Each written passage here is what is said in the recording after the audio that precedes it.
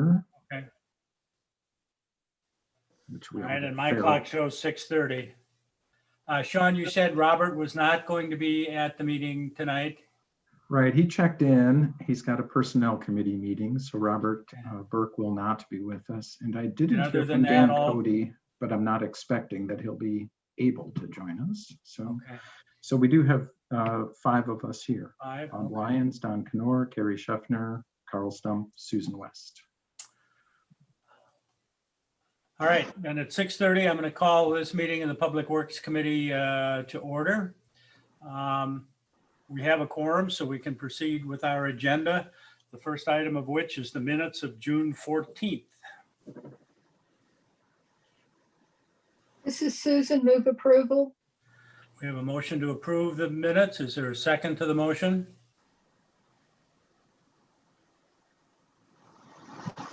Don, I'll second. All right, we have a motion and a second to approve the minutes. Is there any discussion regarding the minutes? Hearing none, those in favor signify by saying aye. Aye. Aye. Those opposed, nay. The ayes have it, and the minutes of June 14th are approved. Item number 2 is Middleton Beach Road reconstruction preliminary design issues.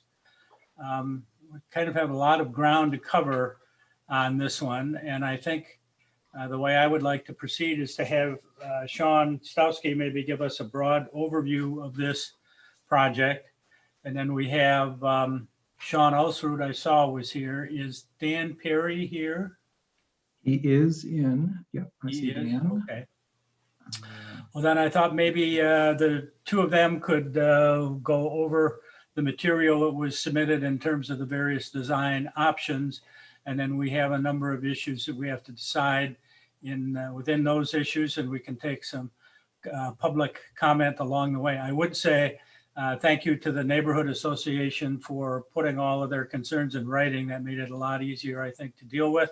And I would also thank Dan Perry for responding kind of in order to those concerns raised by the Neighborhood Association in his presentation, or in his written presentation anyway. So that sound like a reasonable way to proceed, committee? Yes, I think so. Okay, I'll take that as a unanimous vote of 1. Thanks, Carrie. Overwhelming support, yeah. All right. Why don't we begin then, Sean? Do you want to kick us off with a broad Sure. overview of what we're doing? Absolutely. And, you mentioned Dan Perry's here, Sean Ulsrud is here of city staff, who's our project manager. A lot of the synergy pulling together of what the neighborhood input has been done by Ginny Corwin, who's here tonight online with us. So I appreciate those efforts too. And I know Ginny's interested in speaking with and for the neighborhood. So we've got a lot of other residents here, and Alder Emily Kuhn is here as well. So our overarching goal here is to get input and get some direction from the committee on design elements to include in the preliminary design. So between the neighborhood and Dan and Sean Ulsrud, there's been some back and forth already about what's of interest to the neighborhood, what's of interest to the city, and what's the overall goal here is largely to replace badly deteriorated pavement and try to get some, to the degree we can, positive drainage for stormwater to actually run off the road instead of just sitting in puddles. That's the big picture. Underground, there's a water main in need of replacement, and there's an older sanitary sewer force main also in need of replacement. So this became an opportune time to pull all of that together and get it all done at once. As you mentioned, Bob, there's a nice memo presented by the neighborhood, responded to by Dan, of some of the major issues, and then Dan presented some concept cross sections with concept plan views of those various cross sections. But I think really we can mix and match the elements. So even if option A shows curb and gutter and option B doesn't, that doesn't mean we have to pick just A or just B. It can be, pretty much any modification the committee wants. Dan, you can throw something heavy at me if I'm speaking out of turn, but I think our goal here is to get what's in the best overall interest of the city and of the neighborhood in a way that's affordable and respectful of the city's budget, and keeps us on a timeline track. So with that, maybe the best place for me to start is at the memo that Dan put together, and I'll skip some of the first stuff, but we thought, some of the really non-controversial stuff is kind of loaded up front of proposed improvements that Dan just included in the drawings of all the design alternatives, which include, like I mentioned, water main replacement, sanitary force main. I don't think this was on my board, but shrinking the footprint of the north cul-de-sac up by Lake Street.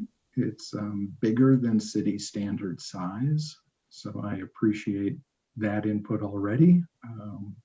That we could actually make that a little bit smaller. And as long as a fire truck can still turn around, we should be good.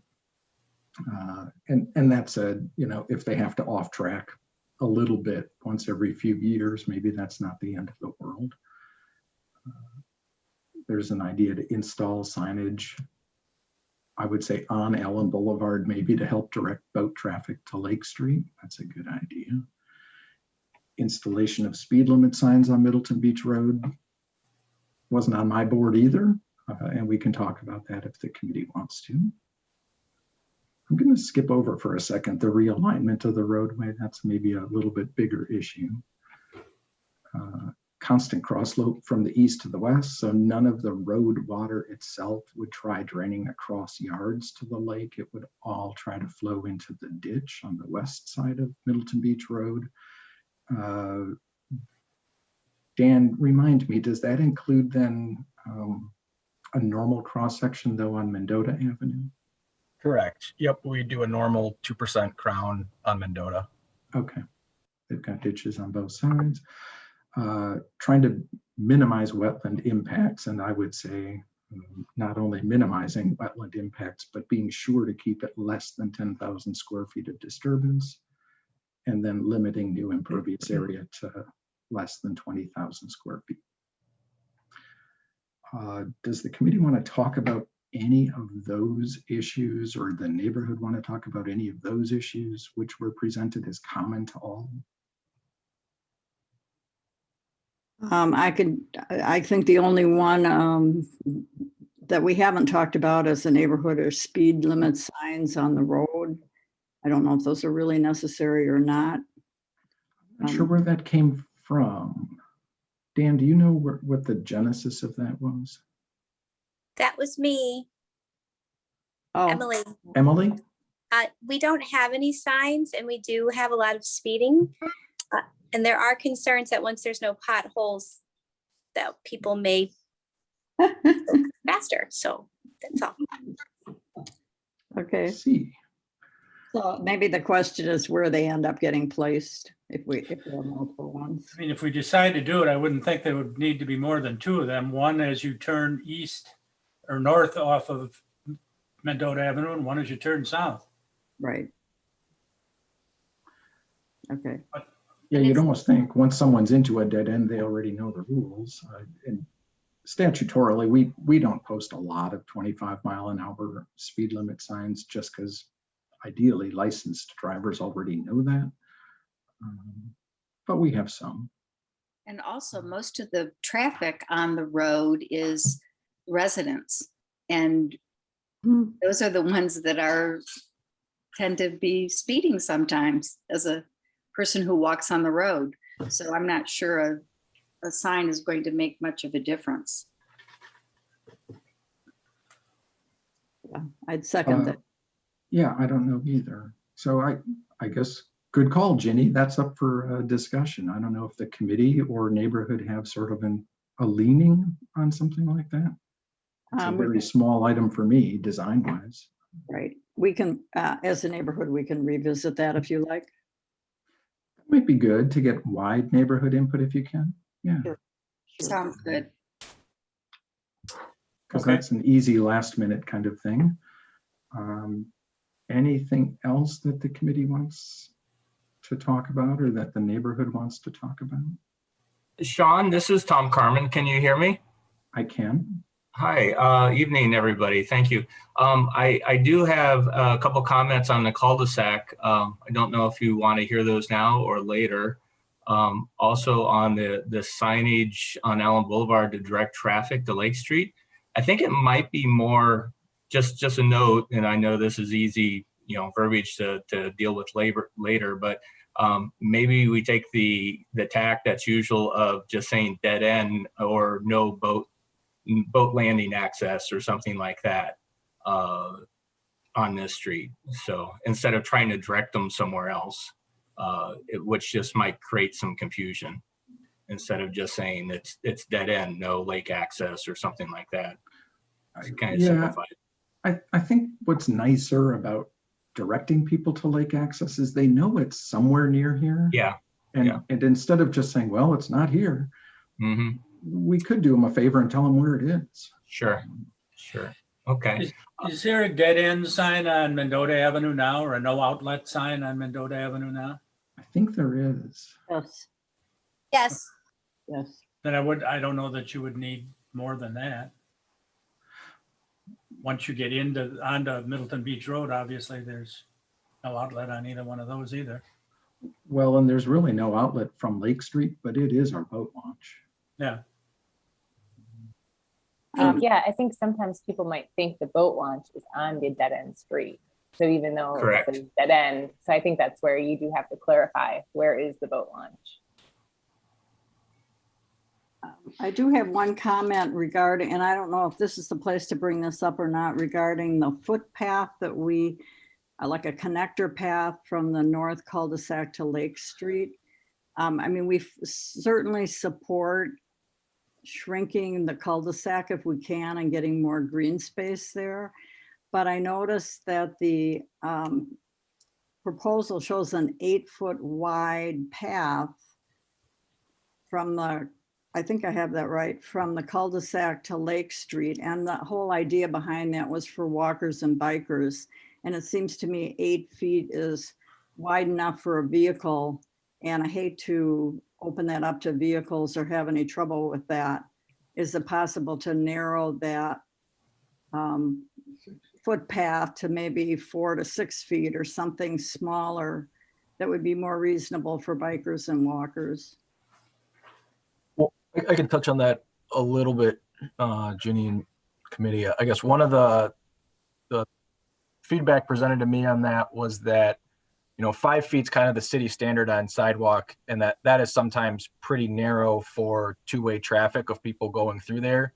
And 8 feet is a little more similar to a bike path trail width. And so that was the reason why I went with 8 feet. As far as keeping, and deterring cars from going across that, I would maybe suggest or look at putting like a bollard in the middle of that so that vehicles couldn't get through there, and maybe it's a collapsible one that maintenance vehicles can get through if needed. If that's really something the committee wants to explore, I guess, and a way to stop vehicles from going through that. Okay. I mean, this isn't a high volume traffic area. I mean, it's not like people are going to be lined up going through there. So I don't know how wide it really needs to be, but I think we should do something to at least discourage vehicles or make it difficult for them to get through that area. Yeah, I Jenny, think the this is notion of a bollard or two makes some sense there rather than narrowing the pathway down. Okay. If I could add to Jenny's comments, this is Tom Carmen again. I live at the very end, north end of the street, and I haven't had a chance to talk with Jenny or anybody else about this. I just saw the plans recently, and on that same issue, that having the path right there, that's like continuing the street. And I have had issues before with people running right through the barrier there, or actually driving around the barrier because there's green associated with it. there's enough green space there that people would just drive around stuff. And it's right on the edge of a property, a residential yard and so forth. I strongly suggest that looking at moving that pathway to the west more, central to west, and that would also line up. And I think that that would put the traffic throughway where it's normally occurring right now. If you look at where the paths through the cul-de-sac area are, they're more to the west, and where the foot traffic is actually coming, and that would maybe align with the development that's being talked about. And it's also more visible with street traffic on Lake Street. If you see where you're proposing right now, you're kind of coming around a curve and people are coming out. It's kind of a blind spot in some ways. So I just saw a lot of concern raised, or I saw a lot of issues with where it is right now. And thinking that maybe it would be prudent to move it more to the central to west portion of the cul-de-sac. And I think the same thing goes with the construction pathway as well. So, and Emily, I know we've had discussions on this. Please chime in if I'm mischaracterizing what we've talked about. That sounds about right. Yeah. Sean, if you go to the next page, I think you can see the street connection there a little better. And then down further, it's like, it's kind of on, it's on a half. Keep going down on your PDF viewer. Keep going. There it is. There you go. I can see for the temporary opening for construction where you might, I think that's a flatter, less elevation at that location closer to Tom's property. And that, I mean, maybe that's better for the temporary construction opening rather than up the hill on the more elevated area. And we also have trees, nice trees now between Lake Street and that cul-de-sac, and we'd want to preserve those. Well, we haven't had a chance to talk about this again, Jenny. Some of those trees have been the quick growing trees, kind of where the center line is, coming off of the cul-de-sac there. And I would much prefer to have that there. And actually, I planted most of those trees as well. You know, in trying to gain more green space and everything, I anticipate we're going to be changing that. But I have a really high level of concern of having all that construction equipment for a long period of time coming right along the edge of the property with the noise, the heavy trucks, the construction equipment. It's very close to the house, and it's bringing it right down. That's going to be all of that. Whatever's coming out the north end is going to be coming right by us, right by me. And that's going to be a hardship. And if we could avoid that, I'd really appreciate it. Plus, there's really no physical separation between yard and where they're putting that path. And there's trees that are overhanging that and so forth as well, my property trees. So I would ask that be reconsidered to put that pathway more in line with where that center line is, or somewhere west on the cul-de-sac as well. I think two things that I just want to point out for everyone's understanding of this drawing. This sort of black dashed line is a property line / right-of-way line. Near the red line, that's the overhead electric.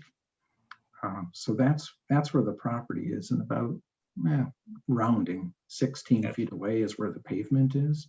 That's correct. But I think too, the design intent probably was to get the path and the vehicles lined up with the road.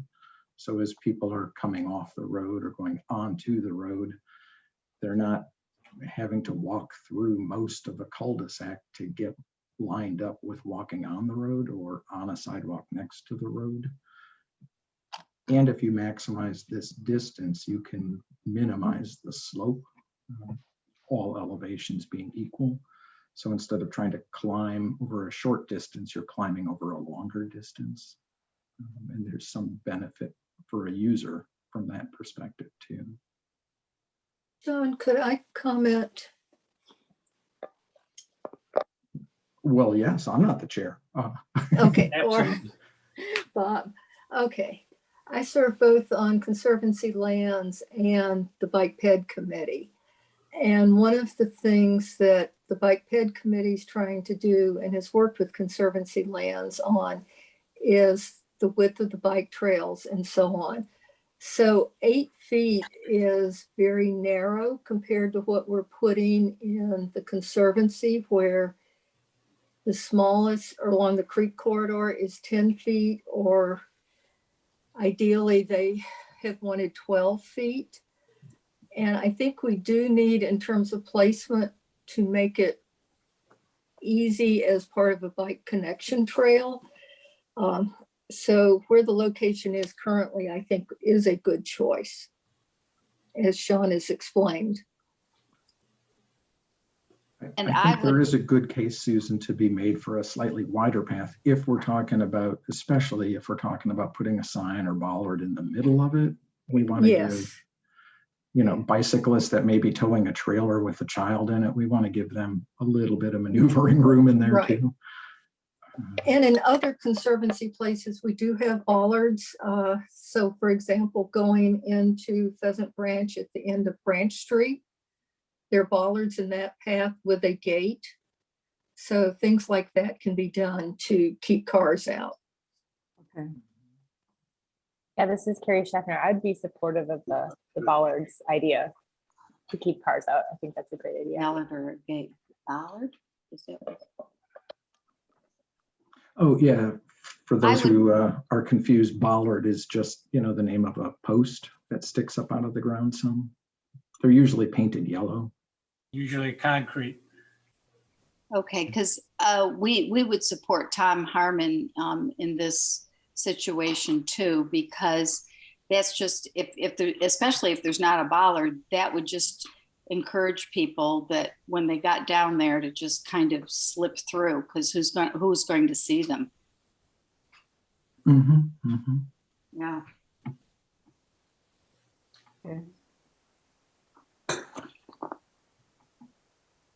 Okay. So of the things we've talked about, is there consensus for a somewhat wider than 8-foot path, maybe 10 or 12, but with a bollard in it? I think 8 foot is fine. Likewise. John, I think your point though, if we put a bollard in, it needs to be wide enough. I think we actually have to make the path wider then so that people can actually go around it. Like you said, if you're on a bike with a trailer, we don't want to make it dangerous for bicyclists. So I would defer that. I mean, I don't know if there's a standard, like when there is a bollard in, what's the recommendation from? I others? don't know either the standard, but I think it's reasonable to give people 6 feet if they've got one of those bike trailers. That feels You like make the about the path- minimum. You make the path a bit wider, you could always put more than one bollard in too, if that's what you need to prevent traffic from going through there, place them on both ends. I personally can't see a whole lot of people trying to drive through on that path anyway. I mean, if people who are in the neighborhood certainly aren't going to do that. And if the other people are people who are lost pulling a boat trailer, they're not going to try to pull a boat trailer through there either, I wouldn't think. But Please keep in mind that there's a bike path the full length of Allen Boulevard, plus there's a bike lane on Allen Boulevard. And I would think that people pulling kids in trailers often would ride down to the cul-de-sac and turn around and go back because they're living on our street. I don't think too many people would exit on Mendota on their bike to ride down Middleton Beach Road when they can keep going straight. Just my thought. Well, so that's a fair question. Is this desired by the neighborhood? Can you say that again, Sean? Does the neighborhood want a pedestrian connection here? We're willing to do that, but we certainly don't want it to be in such a way that vehicles can get through it. And I guess I don't see it as a high volume thing. So I was thinking Personally, I was thinking narrower was better, but if there are reasons to leave it 8 feet, fine. I'd hate to see it get wider than 8 feet. I think, Rick Lemon here, I think 5 feet is plenty. Because you're not going to have two-way bike traffic on it. It's going to be rarely used by the bicycles. Yeah. I think 5 feet would be, yeah, minimal for ped and bike use. And this is short, you know, so it doesn't have to be a quote unquote path. I'm just suggesting if there's a bollard in the middle of it, which has been talked about, then it should be 12 feet. John, one other question. If we kept it to the 8 feet and then didn't put the bollard in, but then if it was noticed that it was causing, like, vehicles were actually driving on it, is that something that we can install at a later time if it does become an issue? We'd pretty much have to repave it. Okay. Because otherwise we'd have an 8-foot path with a bollard in it, and then we're getting to a point where somebody's going to get hurt.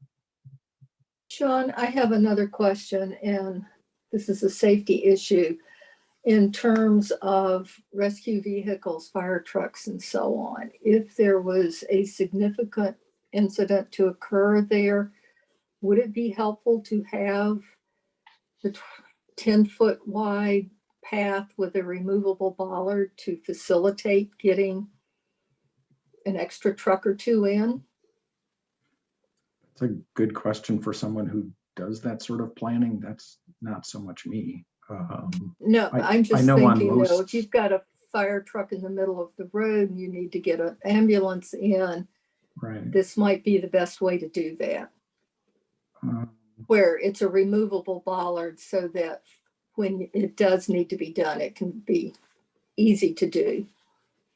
Yeah, and I don't even know that they would take time to remove a bollard. We'd probably just make it a knockdown system, so they would just bump it and then just drive through.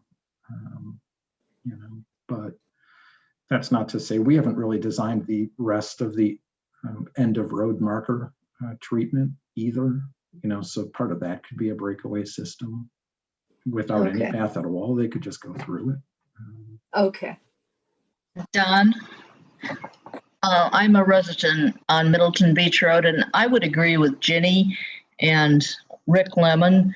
If really the path, or whatever we're calling it, the sidewalk connection to Lake Street is for the residents on Middleton Beach Road, I think it should be 5 foot, and that people who are traveling in the neighborhood are probably going to be on Allen Boulevard, and save the money of the bollard and don't go into the temptation of riding a car through there. Well, we have some sentiment for a 5-foot path, some for an 8-foot path, and some for a 12-foot path. Where do we want to go here, committee? I'll vote Sean, where 5. does the 5 feet come from? I mean, is that just a number we're throwing out there? Because I think that we should refer more to the PED, like what we typically do as a city, because that's probably been studied and that's what's safe. 5 foot's a standard sidewalk width, I think, isn't it, Sean? Exactly. Yeah, we wouldn't call it a path at that point. We would call it a sidewalk. Well, maybe that's what we should put in. And if somebody rode their bike on a sidewalk, that would be okay. I agree. I would second that. I would third it. Okay, let's Well, go. that's all well and good, but none of you folks have a vote particularly here. We're happy to have your input, but we got 5 voting members here. Yeah, well, we live here. Well, I Yeah. understand that. I'd like to just say we have to remember that this is a city street and this is serving the public. I know that the residents there are the primary users, but as a committee, we're coming from having to represent the city, and this is a city street, and we have to make sure it's safe for all users. I would also like to add, there's a city park on one side and city conservancy lands on one side that are open to all citizens. Yeah, it's not a private road, that's for sure. So if this were a longer path, I think I would take a bit of a harder line on recommendations, but as short as it is, I'm not too concerned that if it's, 5 feet wide, somebody's going to get bumped off the edge. The committee may have a different take on that. I think, Sean, if it's 5 feet wide, what is there to prevent someone from basically straddling the path and having their tires on each side as they drive down it? Not a lot. That's why I see having the bollard is really important. Yeah, and I would caution, no matter what we do, nothing is idiot proof. There's always somebody that can circumvent whatever we can design. If somebody really wants to, I'll bring up, there's a short connection between Park Street and Park Street over by Parisi Park, just north of Maywood, if you're familiar with that. Yes. And sporadically we hear about people driving through there, but it's pretty infrequent.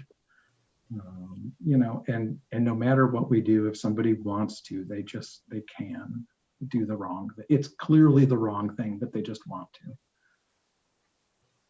maybe I'd we're like to speak up. the Oh, wrong sorry. thing. We should be calling it a sidewalk to connect Middleton Beach Road with Lake Street. Yeah. And I would like to speak up one more time. This, once again, is Tom Carmen, that all the issues that you're talking about, just from observations over 20 some years of living here and experiencing the drive-throughs, I feel strongly that looking at putting it along the west side of the cul-de-sac, the walk-through, so people are walking into the cul-de-sac that way along the street. I mean, we have people walking both sides. And most of the traffic right now is coming through the west side of the cul-de-sac further up, and the slope and so forth, where the connection is narrower. Most of the bike and walking traffic is coming through there already. And I don't see much difference. There's comment on the slope and so forth. I would just request that option be looked at, and why we might not consider that in lieu of these issues that we're talking about and concerns of drive-through and down here where it's being proposed. And also that it's closer to a residence, whereas further on the other side, it's closer to more commercial, and also where the traffic is coming from, the pedestrian people are coming from. The people are running from Harbor Athletic Club, coming from the condominium association and so forth. They come from that direction, and bikers go through there as well. I don't have a problem moving it to the west like you're suggesting.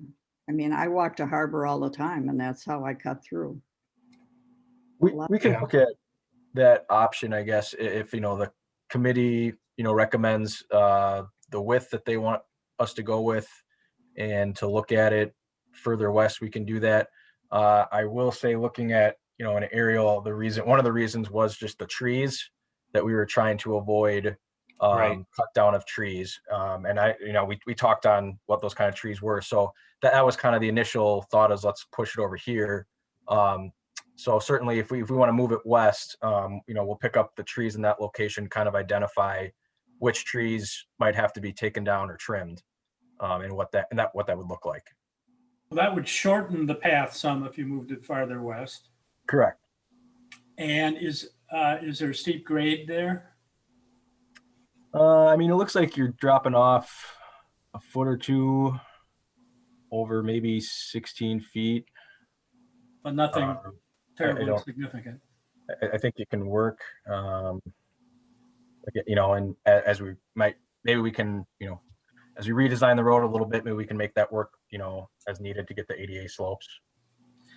What's the distance between the edge of the cul-de-sac and Lake Street along that line that goes through there now, the 45 plus 00? The alignment line? Yeah, that looks about 20 feet. Each of those ticks should be about 25.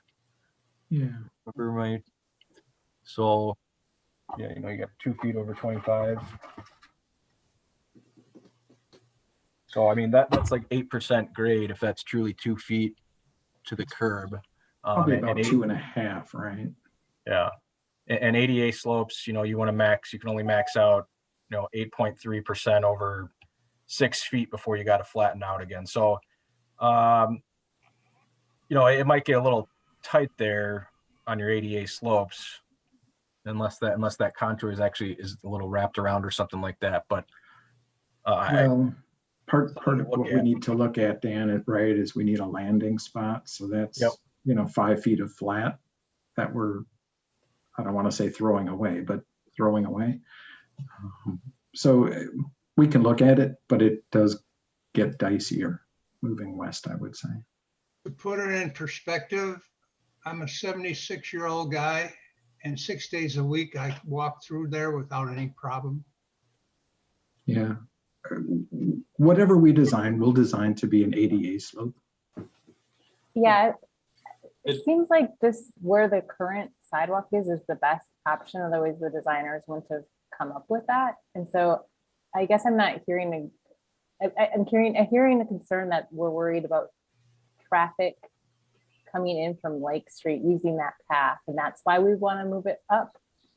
But to me, that's still, like, it's not necessarily solving the problem. Like, if traffic is going, if a car is going to use the path to come in,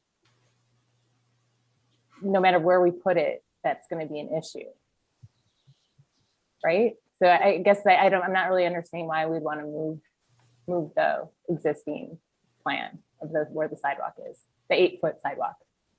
I thought that's why we could call it a sidewalk and make it 5 feet wide, and then it wouldn't be so wide. And it would be clearly for bikers and walkers. Well, you could leave it where it is and do that. Maybe that's a good compromise to reach, is like keep it 5 feet, call it a sidewalk.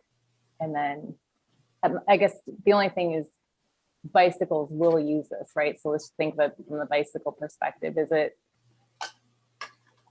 Susan, I know you're more familiar with that committee. I don't know. It seems like that's why we went with the 8-foot, right? Yes, that is why.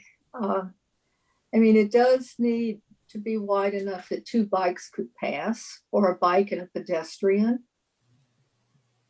Or somebody could wait at the end for the other person to go through. It's not going to be 2-way traffic all the time. Yeah, I think from my perspective, I would be fine with either maybe widening it and putting a bollard in so that we avoid the traffic, or calling it a sidewalk, making it 5. I could go either way, and that's where I am at currently. But I agree that it would be good to make sure traffic does not, cars do not use this as a road. And like you said, Sean, sometimes we can't help that, but if we can try to deter that as much as possible, that would be good. I think somebody made a good point that if it's a 5-foot wide path, a vehicle could straddle that. If it's a wider and has a ballard, there would be less of a chance for a vehicle to do that. That's a good point, Sean. I think that's probably the best option, is putting a bollard there, because that's going to definitely deter cars from using it. Which then brings us to the question, how wide do we need to make it? Yeah, if we're putting in a bollard, I would recommend 12. 12. Yeah, Wow. I would. That's crazy. That's crazy. The issue here is the width. We've got concerns about the 8-foot width, and then you want to make it wider? Well, 2 6s, I'll say it that way. Does this decision have to be made tonight? Well, we're going to draw something. What do we want to draw? Draw a 5-foot sidewalk, move it a little bit west to where it's optimal, because if it's lined up with the street, people are going to drive right through there. And And- this and is also- Yvonne. Oh, go ahead, Tom. Yeah, they use the 15.8 foot strip to go right around, to drive on and drive out. Have experienced that numerous of times. So I don't know how you bollard enough without it becoming, whereas if you move it up off from that 15.8 strip or it's fenced off, you can control the access better with it west when it's away from that green space, and there's cul-de-sac barrier that it's meeting it, that's going up to the corridor wherever it is. The Put a path wherever 5-foot it is. sidewalk in, put a tree either side of it, and then nobody can straddle it. Correct. Bingo. Or change the grade a little bit to the right and left of the path or the sidewalk too. What may work here, I'm looking at slopes, is if you look at those purple, pink lines there that represent those, that the barrier at the end of the road there. If you count up, 1, 2, 3 to the third barrier, yep, right there, Sean, and went out that way. Yeah, and made your connection there. In that spot there, the slopes would work so that you can make the ADA work without, having to change a bunch of grades in the streets area. That'd be as far west as I think we could push it. Well, that's better than where it is, that's for sure. Why don't we push it to there, make it 8 foot and put a bollard in front of it? And remember that we have many, many other issues to deal with tonight.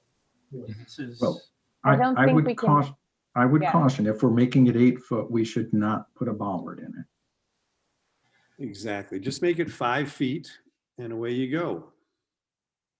I would second. that. Sidewalk. but you don't second it. So I think we want it to be a bike path, right? So we need to have it 8 feet wide. That So would be let's- minimum. I think our standard is 12 or 14 for paths now. They used to be 10 in the old days, but that's long since passed. But The creek again, corridor those don't have scooping unit's bollards. 12 feet. 12, okay. And those don't have bollards in them typically. No, I certainly wouldn't go narrower than that and put an obstacle in it. Why don't you just make it a sidewalk and we either walk on it or one person at a time drives their bike on Yeah. it? I mean, really, keep it simple for Pete's sakes. So As, all as we- Carl said, there are 2 other bike paths right nearby. there are other bike paths nearby, but keep in mind, this is for citizens for all of Middleton, not just Middleton Beach Road. So they might want to go look at the Conservancy or go down to the small pocket park And that's fine. They'll be able or to. stay away from Allen Boulevard if they have small children. Right. A sidewalk doesn't prevent any of that. Correct. So what's the committee's preference?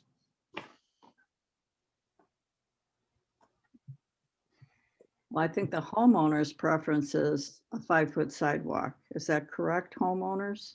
Tell me if I'm wrong. Absolutely. Correct. I realize Yes, we don't have a- correct. Correct. Jenny. Absolutely. All right, well, committee members, what do you think here about width and where the placement should be? We may have hit on where the placement ought to be. And now the question is, can we go with a 5-foot sidewalk, or do you want to leave it as an 8-foot path, or you want to make it a 12-foot path with a bollard? But we need to make a decision and move on to another part of this This issue. is Carl Bob. I'd like to make a motion that we move it west in accordance with what Dan Perry was talking about and make it 8 foot wide. All right, is there a second to Carl's motion? I'll second that. Okay, we have a motion and a second. Is there further discussion on this issue from the committee? Yes, if it's 8 feet wide, it has no bollard. No. Correct. Will there be ways then to prevent a car driving down it in terms of on the sides? Yes, there is no way to make that guaranteed, Susan. And I don't Okay. think it makes any difference what the width of it is. No. It would be similar We to could- Park Street. We could plant some trees, maybe. That's possible, okay. Further discussion? Hearing none, those in favor of Carl's motion signify by saying aye. Aye. Aye. I, Opposed, nay. The ayes have it, and that's one issue disposed of. Who was the second on that? I missed it. Don, Don, Don. Don. Thank you. It was me. he admits it. So was that 8 foot with a bollard or without? Without. Without. Without? Crazy. That's absolutely crazy. Well, if we find cars are going through it, we'll let you know. when Was it's- there anything else on this? Was there anything else on this upper list then that was controversial or that we should Well, talk about separately? I can say that I think offline, not at this meeting, we'd like to request a meeting with some of the city officials on the right of way for this 2405 to 2409 area, just to understand better what the options are there. I think we'll talk about that separately. That was broken out as a separate issue in the memo anyway. So even though these concept designs all included staying within the right of way, it's a separate design issue that I think we should look at. Okay. But anything other than the one that's pulled out about the alignment. And of course, speed limit signs will be deferred to a later date. Right. And I think those are fine. Nothing else controversial, committee? So, I mean, other homeowners, speak up if you see Yeah. anything. Jenny, this is Tom again. I would just like to make one last comment on the cul-de-sac that I think this is a unique opportunity to, the city is looking for green space as much as possible. And this is a unique opportunity to try to recapture some green space at the end between the two streets and maybe do something else with it other than pavement. And I see an opportunity to look at if the cul-de-sac itself could be moved more south so that there's more green space at the north end, because it's really, all I need is a little access to the end of the cul-de-sac, but south of me is really kind of open area with no homeowners there. The next lot down is a boathouse. So we could gain a lot of green space at the north end for trees and maybe the sidewalk when Lake Street gets rebuilt. I know that's in discussion, and Lake Street is identified as lacking sidewalk. So I'm wondering if we should be looking at the cul-de-sac itself being moved west, if there's an opportunity to do that to gain more green space for trees and benches and so forth that can serve both bikers going down to the boat landing and public people, and just have the green space. Do you know offhand, Dan, where this green line is our wetland limit? Is that right? Correct. Okay, so we can't really get into that with our grading for the most part. So Yeah. it looks like we could slide it down a few feet. Well, I was wondering, Sean, if you can, with the 47 feet, if you can bulb it more and use some of the right of way to the east more as well. To bring it down Yeah. here. We don't have a lot of room in which to do that. Okay, so I just wanted to make sure that we're thinking about how we could gain as much green space as possible. And also, I think that helps in the long run with the perception that this may someday be opened up. And if it's more landscaped and has sidewalks and other things, other features for public use as well, I think that just helps the overall picture. And I'll just put it out there for consideration. Yeah, I think the wetland limit is going to be probably our constraining edge over here. Okay. This is Emily. I just wanted to thank Tom for bringing that up. It's really nice that we have such thoughtful neighbors. I know everybody's had thoughts this whole time, but one of the things that Tom and I have talked about is that start of the swale. There's a lot of pavement because we back up to a couple of different parking lots, and the things that he has seen over the years. So I appreciate the thoughtfulness and trying to show that green space and to really create a water, like that start of the water, and sort of collect some of the stuff from lake and bring it, into the swale in a healthier way. So thanks. Mm-hmm. I would second the idea of trying to look for placing a bench or two down there, if you could. Now, is that within the purview of the Public Works Committee, Sean, we're dealing with. Really not, no, that's, No, if project. somebody that would wants be a bench, that'd Conservancy be, lands. That's Yeah, somebody somebody. else's budget, frankly. Right. I just bring it up for those considerations could be considered more in the future if there is a way to gain more green space then that lends itself to those types of applications as we move forward through the other committees on other design aspects and so forth. I just didn't want us to miss an opportunity because right now I just see a lot of area that's just kind of. All right, thank you. Yeah, and Sean, we are shrinking that cul-de-sac, right? Like that's. Some, right, Dan? I think that's getting smaller. Yeah, in that what would be the northwest corner where it makes we're kind of taking that curve in a little bit. So between the blue Yeah. line and the black line, this pavement would go away and Yep. just become grass. Correct. Okay. Okay. I think that's a really good point, though. Yeah. Okay, so I'm not hearing from the committee that we need to get into any of these other design element issues right now. We're all in agreement that those are fine. I think so, with the exception of the road realignment issue, which comes up separately somewhere. Okay, yep, we'll get to that. Okay. So one of the other questions embedded in here is what width should we make the driving lanes? 10 feet is our city standard for low volume residential streets, and it's pretty much what's out there now. 12 feet would be a different way to go, but it's an extra 4 feet of blacktop out there. Can I speak to that? Are you I would recommend 10 feet. I was going to say the same, Susan, especially if we're trying to minimize, or maximize green space, it seems like we could, go as small as possible. Also, traffic calming if it's 10 feet. 10 feet is fine. That's what it is now.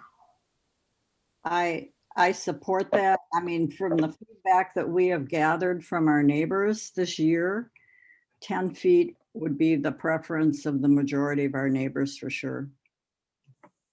Okay. All right, that sounds like the consensus of the committee as well. Don, I just wanted to follow up on your comment. You said with some traffic calming. It would traffic calm, the 10 feet traffic by nature of the. Yes. Calm. Yes. Well, agree. People obviously think they can go faster. Right. Yep. I feel like it always makes it a little bit more quaint too when you have narrow roads. Makes it, I don't know. And does that hold then for Mendota Avenue as well, to make those 10-foot lanes? Yes. And then let me just point out too that Mendota Avenue right now is probably 23, 24 feet wide, just to give you a comparison of the widths there. I think it would make sense to make them smaller for, again, more traffic calming. Okay.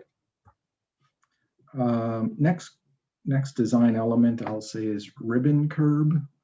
So ribbon curb again is just relatively narrow, flat panel of concrete. There's no real depression to it. There's no curb head to it.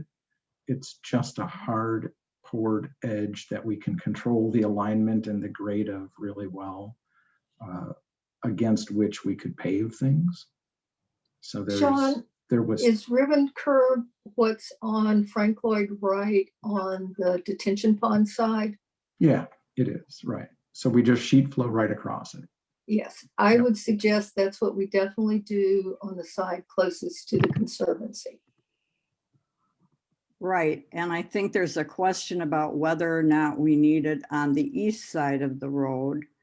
If the purpose of a ribbon curb is to stabilize the asphalt, so, if trucks pull in and it protects the edge of the asphalt. On the east side, we have driveways. Many of them are almost as wide as their lots. There's very little space in between these driveways. And really, rarely does anybody park on that side. If anybody parks, it's a delivery vendor who just pulls up and runs in for 2 minutes, and they're not on the edge of the asphalt because the mailboxes also would be in the way. So I think from the neighbor's perspective, we would just as soon not have a ribbon curb on the east side of Middleton Beach Road. Agree. I mean, obviously the committee's going to want to look at this from a couple perspectives, but one of them I think is what's the value compared to the cost. And Dan gave us some cost estimate information as well of what, you know, a little over a mile of curb and gutter costs. But again, the idea of trying to meet specific grades and specific alignments lends itself to concrete. When we pave this edge with blacktop, well, everybody who lives there already knows driveways are somewhat variable length and variable slope and so on. If that's fine with the neighborhood, I don't know that we need any ribbon curb out there. The real benefit, I thought, was trying to get the driveways up against something, and on the parking lane, trying to keep this edge nice and firm and stable. But if this edge rolls a little bit and this edge rolls a little bit, it's been that way forever. Maybe we don't need to fix it. Fine. John, before we get into too much of like, you know, to put ribbon curb in, I think there's other alternatives. Like one has, I'm just wondering, like, I think there's a proposal for sidewalks on one end. So maybe, I don't know, like if it makes sense to like talk too much about the ribbon curb right now until, I mean, it may be one side or the other, but sure. You know, I'm just wondering if like we should narrow in on a alternative first and then. We could look at those sort of together. So a different option had, you know, no curb, basically put it back the way it is. A different option had, you know, either a shoulder or ribbon curb on one side and a sidewalk on the other side, which is basically a ribbon curb. It's just 5 feet wide instead of 2 feet wide. If that sidewalk is on the east side, it would be on the east side, I think, mostly because, well, number one, that's where the people live for the most part. But in bigger part, that if people are parking on the west side, it seems a sidewalk over here would mostly be parked on. well, there are two issues with it on the east side. First of all, when you back out of your driveway, it's really hard to see pedestrians compared to seeing them across the road when they're walking on the other side. And another concern is people walk their pets, and there are all these driveways that are practically the width of the road. There's very little green space in between those driveways. So how's that going to work? Yeah, is there one with the sidewalk on the other side, Sean? I thought there was alternative D. Oh, yeah. Yep. Alternative D is on the other So side. I agree. I feel like the sidewalk on the east side would be dangerous next to the driveways. Yeah, and Carrie, I'm going to suggest stick with the ribbon curb on the west side by the Conservancy. That would just be better for the Conservancy.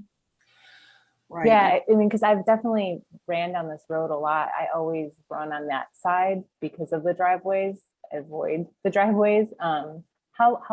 We're saying the ribbon curb would be how many feet? Is it compared to the sidewalk? It's 5 feet here versus 2. It's talked. I mean, it could be 18 inches. You know, it doesn't have to be 2 feet, but the idea is the same, that this west side, which is the ditch side, would have a 5-foot sidewalk potentially instead of a 2-foot or 18-inch ribbon curb, or just gravel, much like it is. I think that's the question. And parking would be on the west side as well? Yeah, the only parking for any practical purpose is over here. Yeah, I think one of the, I guess, takebacks or drawbacks of if you put sidewalk on the ditch side there, the west side, is that you kind of take away the on-street parking that the residents currently utilize on that side. Because there probably isn't going to be space for them to go on the other side of the sidewalk. Or, keep between the sidewalk and the ditch. There's not gonna be space for parking with this option. Correct. I can, Don't need a sidewalk. I can tell you based on the feedback we've gotten from the homeowners, we're fine without any sidewalk at all. Second that. We don't, One other question about the sidewalk, Sean, would be if you put the sidewalk on the west side of the street, which is away from the homes on the east side of the street, whose responsibility would it be to maintain snow in the winter on those sections of sidewalk? Would the city do that, or would that be up to each individual homeowner to walk across the street and shovel 15 or 20 feet worth of sidewalk? Yeah, no, it would typically be the maintenance responsibility of the abutting property owner, which in this case is at least majority, if not entirely, the city. City? The thing is, if it's literally right next to the road and at the same grade and for all practical purposes level of the road, it would be, more snow plowing. It's not like the Parks crew would come by with a pickup truck. I think the city snow plows would just go right over it. Okay. So I think the bigger question is the trade-off on-street parking. Well, committee, what's your preference on this one? It seems like the neighborhood prefers the ribbon gutter on the west side, nothing on the east side, and no sidewalk. So my I question, would make that is, motion. Susan, go ahead. I'm sorry, Terry, just I said. would make the motion of what you just said, which is ribbon curb on the west and no sidewalk. And there was something else. On-street parking? Well, the parking will be some on the ribbon curb, I assume, and some over on the other side of the ribbon curb, Right. which tends to get to be a muddy mess sometimes, but that's, Not often. pardon? Not often. Very little parking on the east side of the road. No, we're talking about the west side. The west side, most people pull off on the gravel, Yeah. store their boat trailer there. yeah.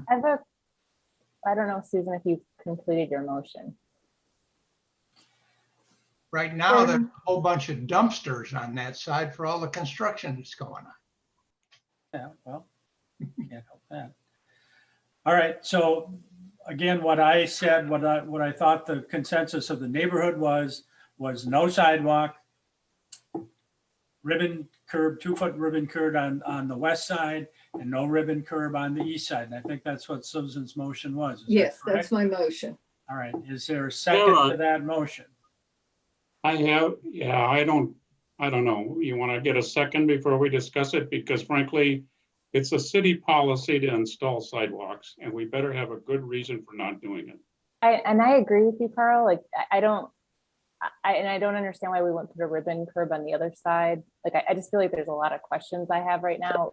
How are we going to have people using this street in a safe way if there's not sidewalks? We're encouraging, we just talked about putting a bicycle path. So We're going to be fighting this issue forever, and we got to have a good reason for not going with the precedent. I think I did not hear a good reason. I agree with you, Carl. I think one of the good reasons is we want to preserve permeable surface. We're building here on marshland and we can't lose sight of that. And the more cement you put down here, the worse it's going to get. I don't see it. I think that's a red herring. Come and look, sir. Come and look at our street. If you put more I have. concrete down, there's no place I've driven for the it to street go. a number of times.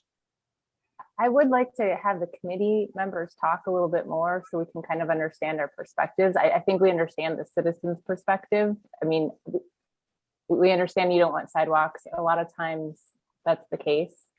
But I would like to better understand the design here in terms of, I don't know if somebody could kind of just talk through the different options again in terms of, I think a sidewalk is definitely needed on one side of the street, because if we're encouraging pedestrian, bicycles, I'm just not seeing how that would accommodate, plus parking. I feel like we're trying to cram too much in here. And I don't know if someone can kind of talk through like the pluses and minuses of each alternative. I think the reason for the no sidewalk on that side is for the parking. You know, we can't really have sidewalk on the side with our driveways for the safety issue. On the other side of the road, if you do that, you've taken away any road parking. Well, you've taken away road parking, but as a practical matter, if the sidewalk is level with the road, people are just going to park on the sidewalk. You know, But that that's there's not not going to legal. be that much of a distinction between sidewalk and road, and people are just going to park on it. That would be my impression of what will happen. And will they get a ticket for that then? I have no idea. It would almost have to be created and posted as a no parking zone to Yeah. keep people from parking on a sidewalk. And that would then be enforceable. I just want to back up, you know, if we have this as sort of a typical design, this is sidewalk on the driveway side. And it's right now just showing gravel shoulder on the west side, but that could be ribbon curb. This is just for discussion purposes. The right of way is still 12 feet away from the sidewalk then, which is pretty normal for a terrace area, if you will. Normally the sidewalk is right next to the right of way. And then we have a grass space between the road and the sidewalk. So ordinarily the sidewalk would be over here. Just because so many garages are close to and in a couple of cases into the right of way, the idea was, well, if we're showing a sidewalk on this side, let's show it over here. That would require, you know, that the city maintains some clearance from the sidewalk to the right-of-way line for low landscaping. You know, not having trees and bushes right out in the right-of-way, but maybe some flower beds or something like that.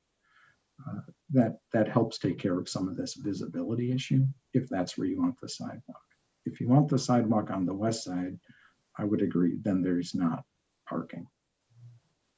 So Sean, with this option, if we put the sidewalk on the east side, there would be parking then on the west side. No, we do Would not. still have parking on the west side. Okay. Yeah, you'd probably be shifting the road. I mean, if you go from the edge of the current asphalt to where that dashed line there, whether that's gravel or curb, that is maybe, you know, it's going to vary, you know, 3 to 5 feet in some spots, you know, is probably what you're looking as far as that wide, how much wider it is than it is now. So, you know, take that into consideration, I guess. How much green space would there be between that and the swale? You're not going to have hardly any if you do that. It would vary, you know, as we go down the road. That's what I'm saying. You're probably widening in that between your green space now, you'd be probably taking out between 3 to 5 feet of green space. Which is a lot. And it's going to take it pretty close to the swale in a lot of places. And certainly take out some of the privacy that we have with greenery. Sean, can we narrow this road more? This option right now would be that 5, 10, and 10. So I don't. Yeah, we haven't really done it where we have less than 10-foot lanes. You know, we do have some typical cross sections where we would allow within this 20 feet, without leaving the edge of pavement, parking on such a street, and cars just have to drive around it. They essentially share the remaining width of blacktop. I mean, you wouldn't have dedicated lanes per se, then you just have a space that's paved and people just drive around the parked cars. I mean, there's What we do now. I know the city has come up with this sidewalk gap policy. I don't know, can you hear me? Yes. Yes. Yep. I know the city has come up with this sidewalk gap policy, but honestly, I'm beginning to feel like you have a solution and you want a sidewalk here, whether we need it or not. And you're looking for a problem. And I think you're just making more of a problem by trying to add one. Agree with that. This is a destination. People gather here. Adults come with kids and strollers and they walk, and they're walking, you know, 3, 4 abreast sometimes in groups. Harbor clients work out on our road. they're in groups sometimes. So how much would we really use a 5-foot sidewalk? I don't know. And I think It's not a necessary thing. People have walked up and I've lived on this street for 17 years and people have been walking up and down it, walking their dogs, riding their bikes. There's not that much traffic. It's not like it's a super highway. Much of the traffic is construction vehicles and pretty soon there won't be any more places to build. So a sidewalk is really not necessary. We can maintain the ambiance of the street without it. Jenny, am I correct? Am I speaking out of turn? No, I agree with you. I mean, that's one of the unique things about this neighborhood. And I see it as a destination for other people in the community. They like coming here. They enjoy walking it, working out, riding their bikes, and we want to share it with them. But you change the ambiance of the whole thing if you start putting in a lot of cement and taking out the greenery and the permeable surface.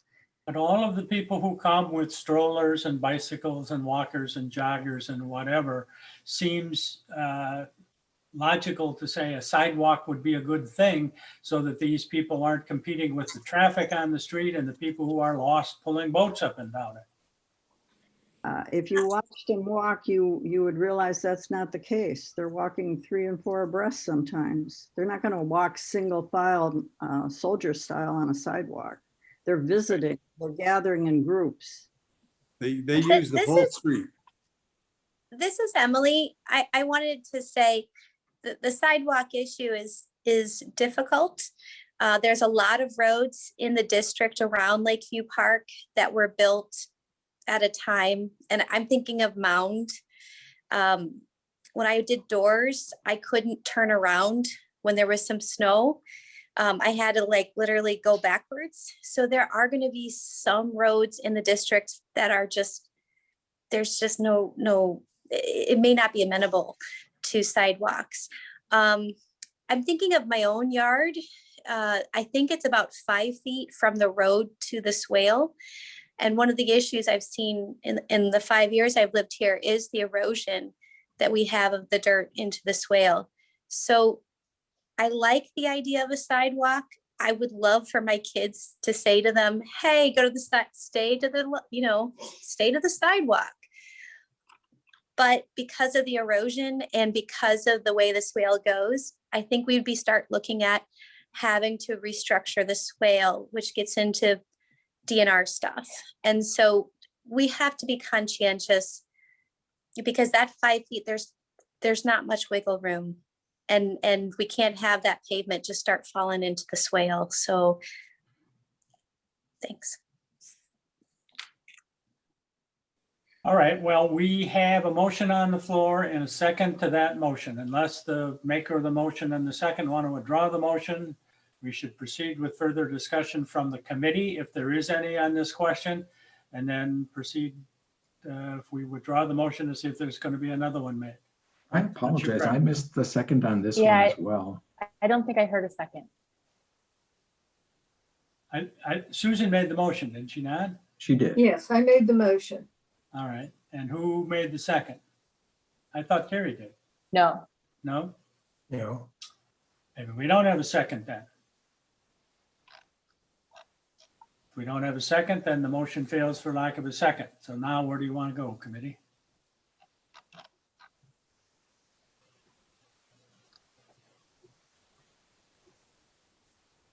Sean, could you go back to the option where there's ribbon on both sides? Sure. Oop. Zoom out a bit here. Okay. I want to make sure I didn't pass it on. Option A.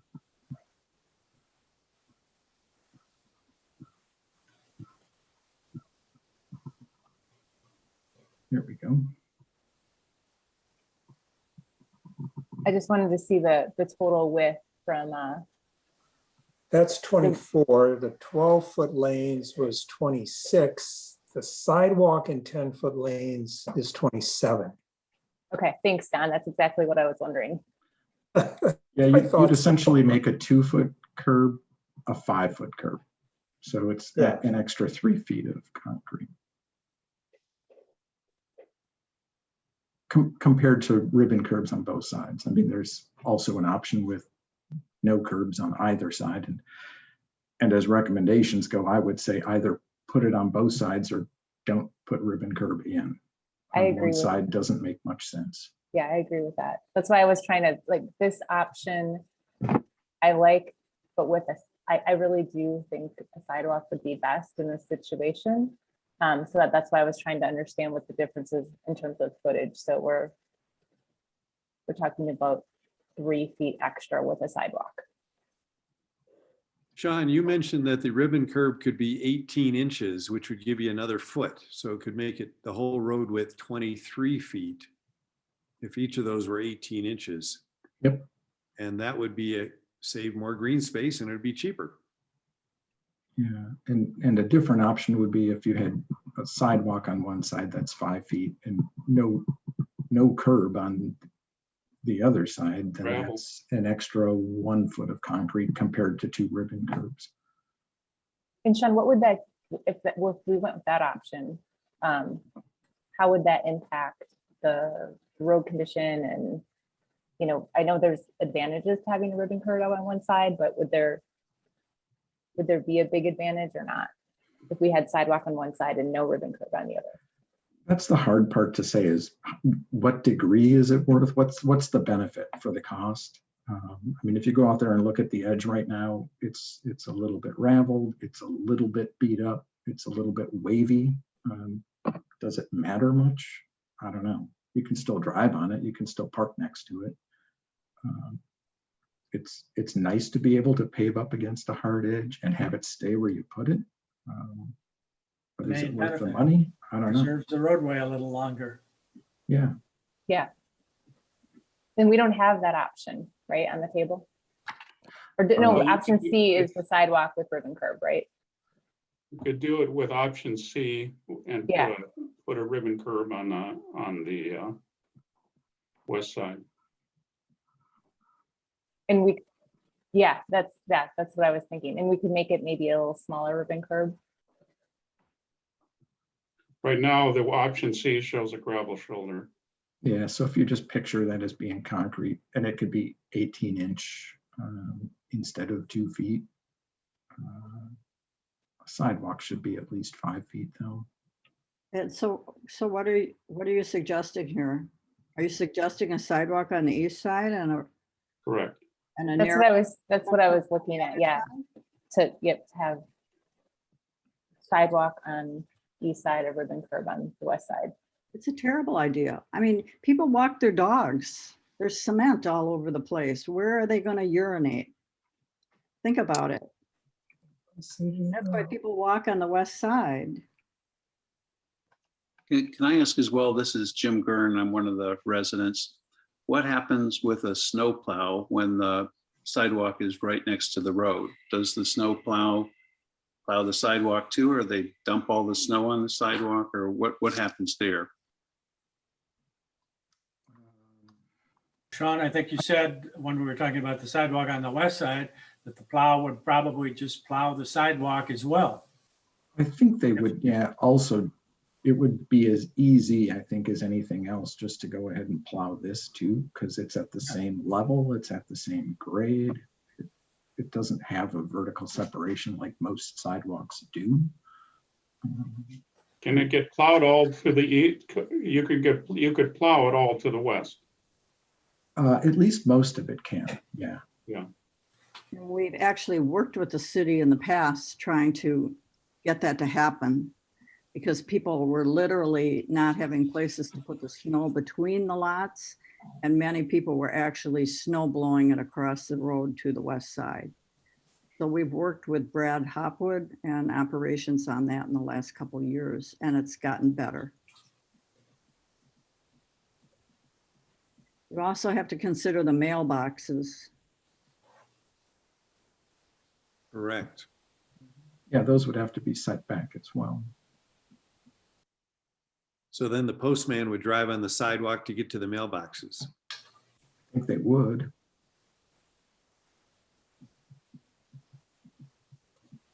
I don't think you need a sidewalk. I still think you're trying to fit a solution into a non-existent problem. Yep.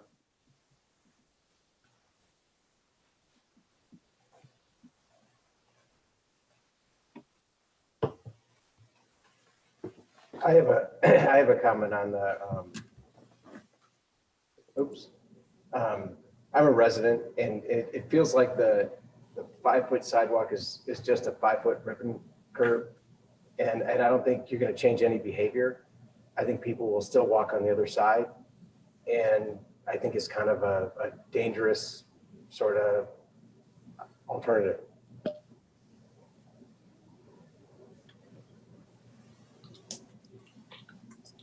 I'm sorry, I don't think I understand it. I mean, people walk on the other side now. I thought you said most people, if they're walking their dogs, are gonna walk them on the west side where there is some. Right, so you're saying put a sidewalk on the east side, which is essentially a 5-foot ribbon curb.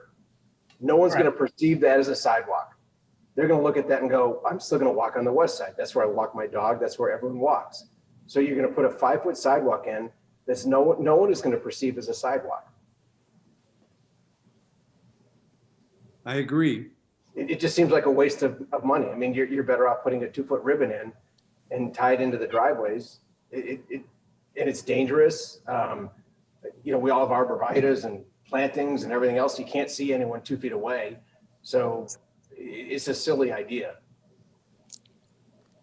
And the mailman, like you said, and delivery package drivers will be driving on the sidewalk all the time. Yeah, you're not gonna change any behavior, and you're not gonna perceive that, oh great, this is a sidewalk, we get to walk on it. People are still gonna walk on the west side.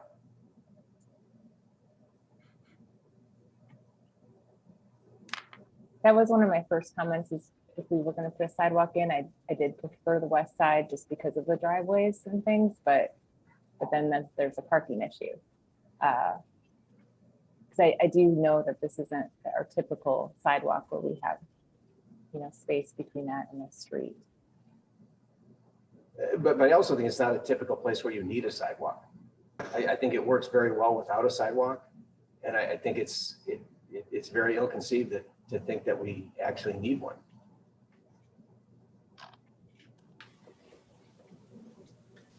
I think some parking on the west side is better, or at least have flexibility to park there.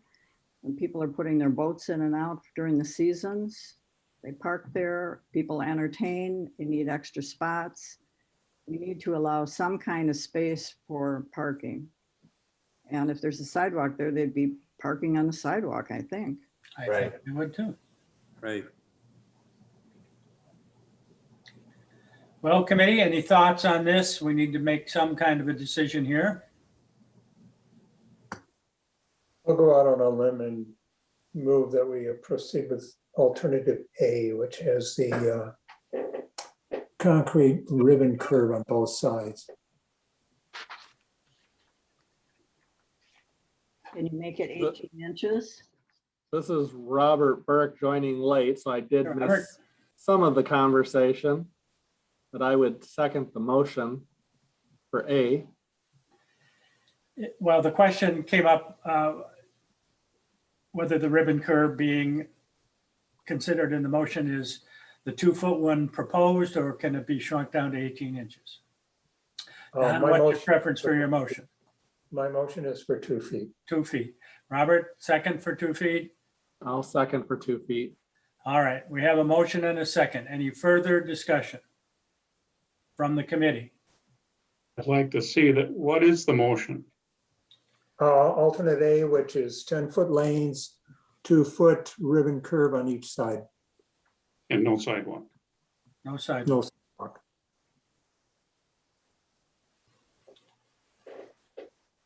Any further discussion on this, committee? I think, but just my comment on Carl, because I know he's definitely in favor of sidewalks. What is the current width of the road? 20 feet. 20, yeah. 20 feet? Okay. Mhm. So by going to 25 or 24 or 27 if we put sidewalks in. And that's a significant increase of runoff going. Currently, it goes both directions from what I understand, and now it'll only go into the wetlands. Is that correct?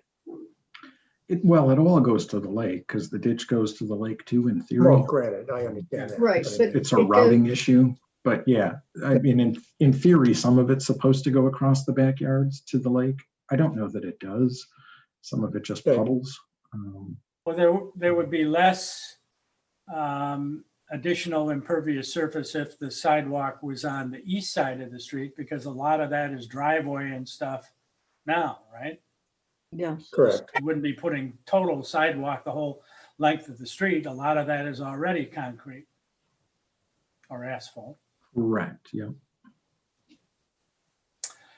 All right, we have a motion and a second. Any further discussion, committee members?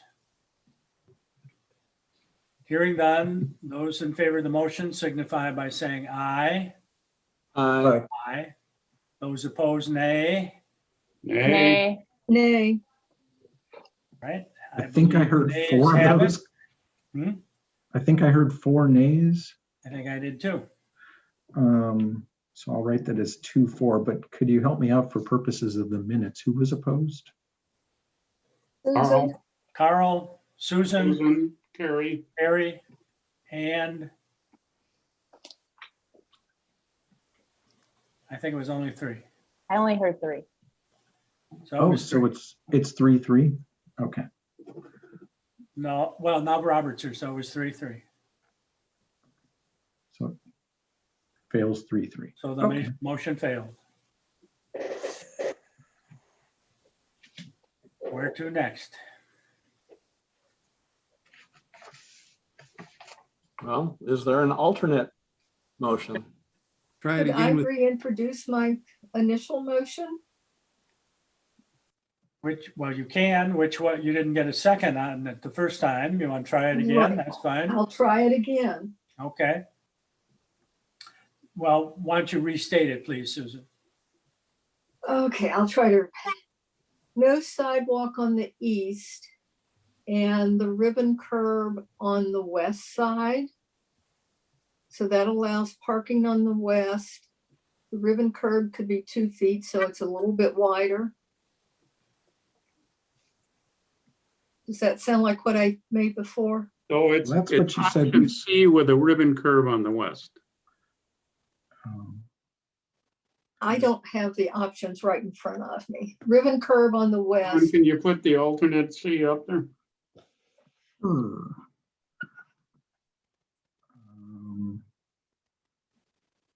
not what she's saying. So you would say, put a ribbon curb here and nothing here, Right. not No. even a ribbon curb. Well, okay, let's put a small ribbon curb on the house side, the east side. So 2 ribbon curbs. So that's A. Yeah.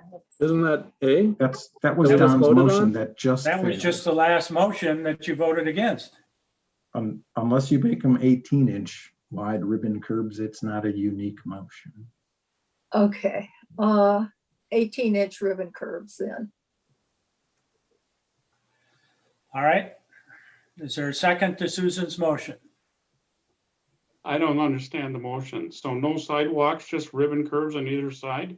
So it's the same as it's the same as option A, except for the width of the ribbon curb. That they would both be 18-inch instead of each They being both be 2 18 feet. inches instead of 2 feet. And I apologize that I was not able to be here earlier. Was from an engineering standpoint, is there a detriment to having a smaller ribbon curb? No, we've got that in other areas where we went a little bit narrower and in a low volume area with fairly light traffic. We've been okay with that. Well, considering that this is pretty much what I just voted for, I would second Susan's motion. So this is the same thing that we just voted on, but with 18-inch curbs rather than 24-inch. Correct. It is, yeah. Okay, so I would second Susan's motion. All right, we have a motion and a second. Is there discussion on the motion from committee members? I'm just kind of wondering what the logic is. Is that, Susan, are you just concerned about water runoff? Is that why you want to make the ribbon curve smaller? That's correct.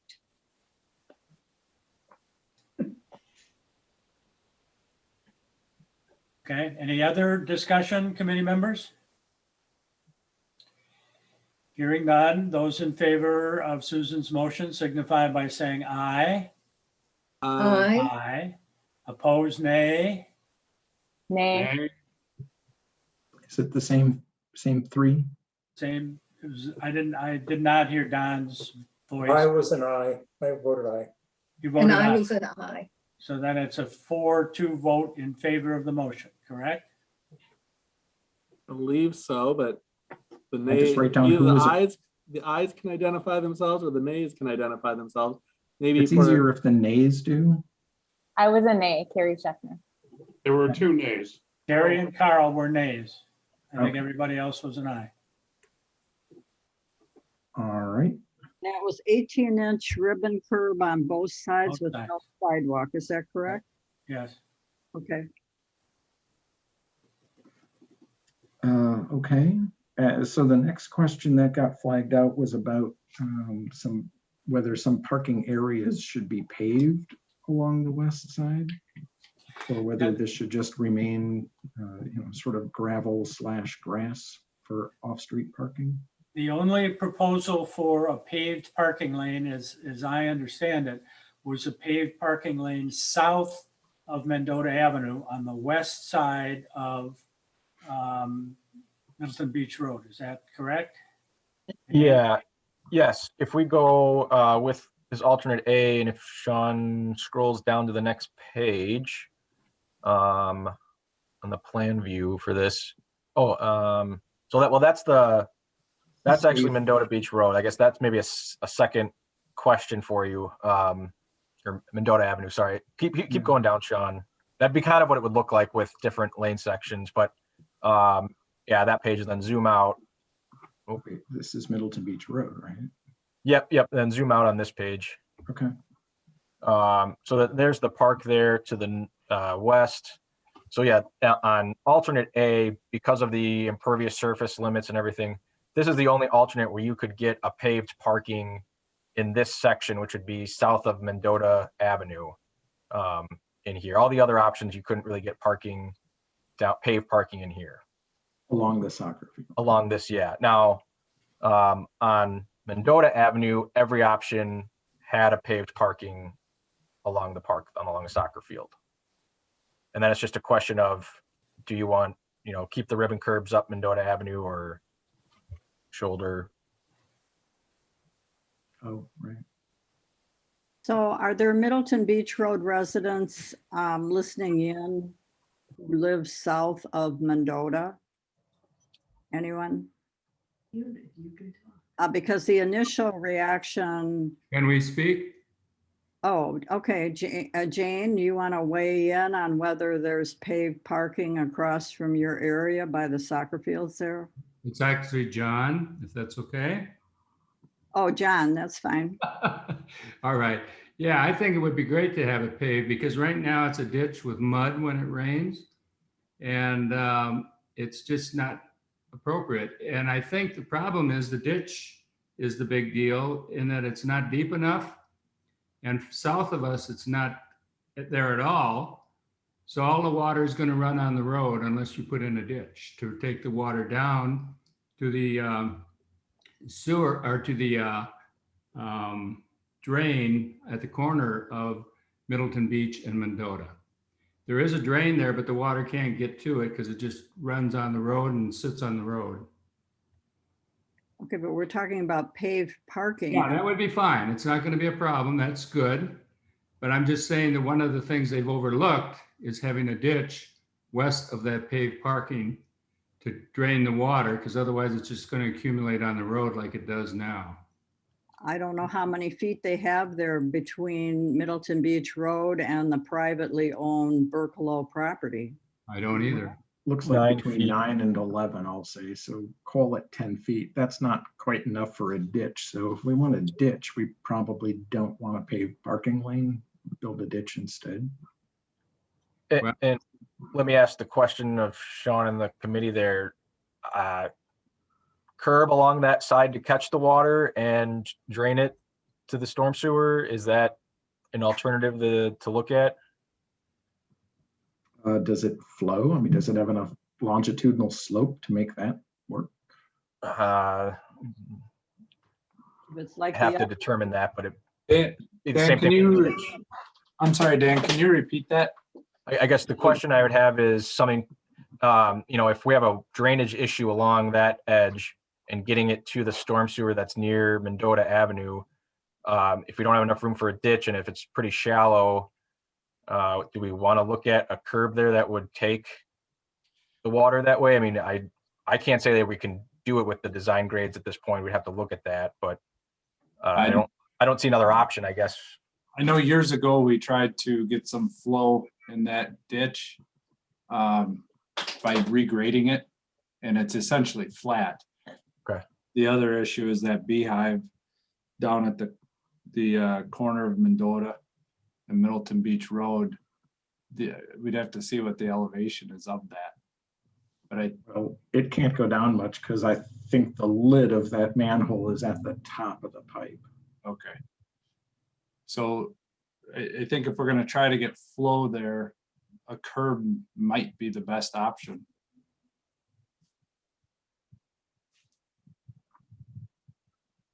Yeah, you could look at that, but maybe the thing to do is maybe we need to build a ditch. Right. And even if it's just going to sort of sit wet like the rest of the ditches do along here, there may not be a good way around it. This is Jane Wagenke talking.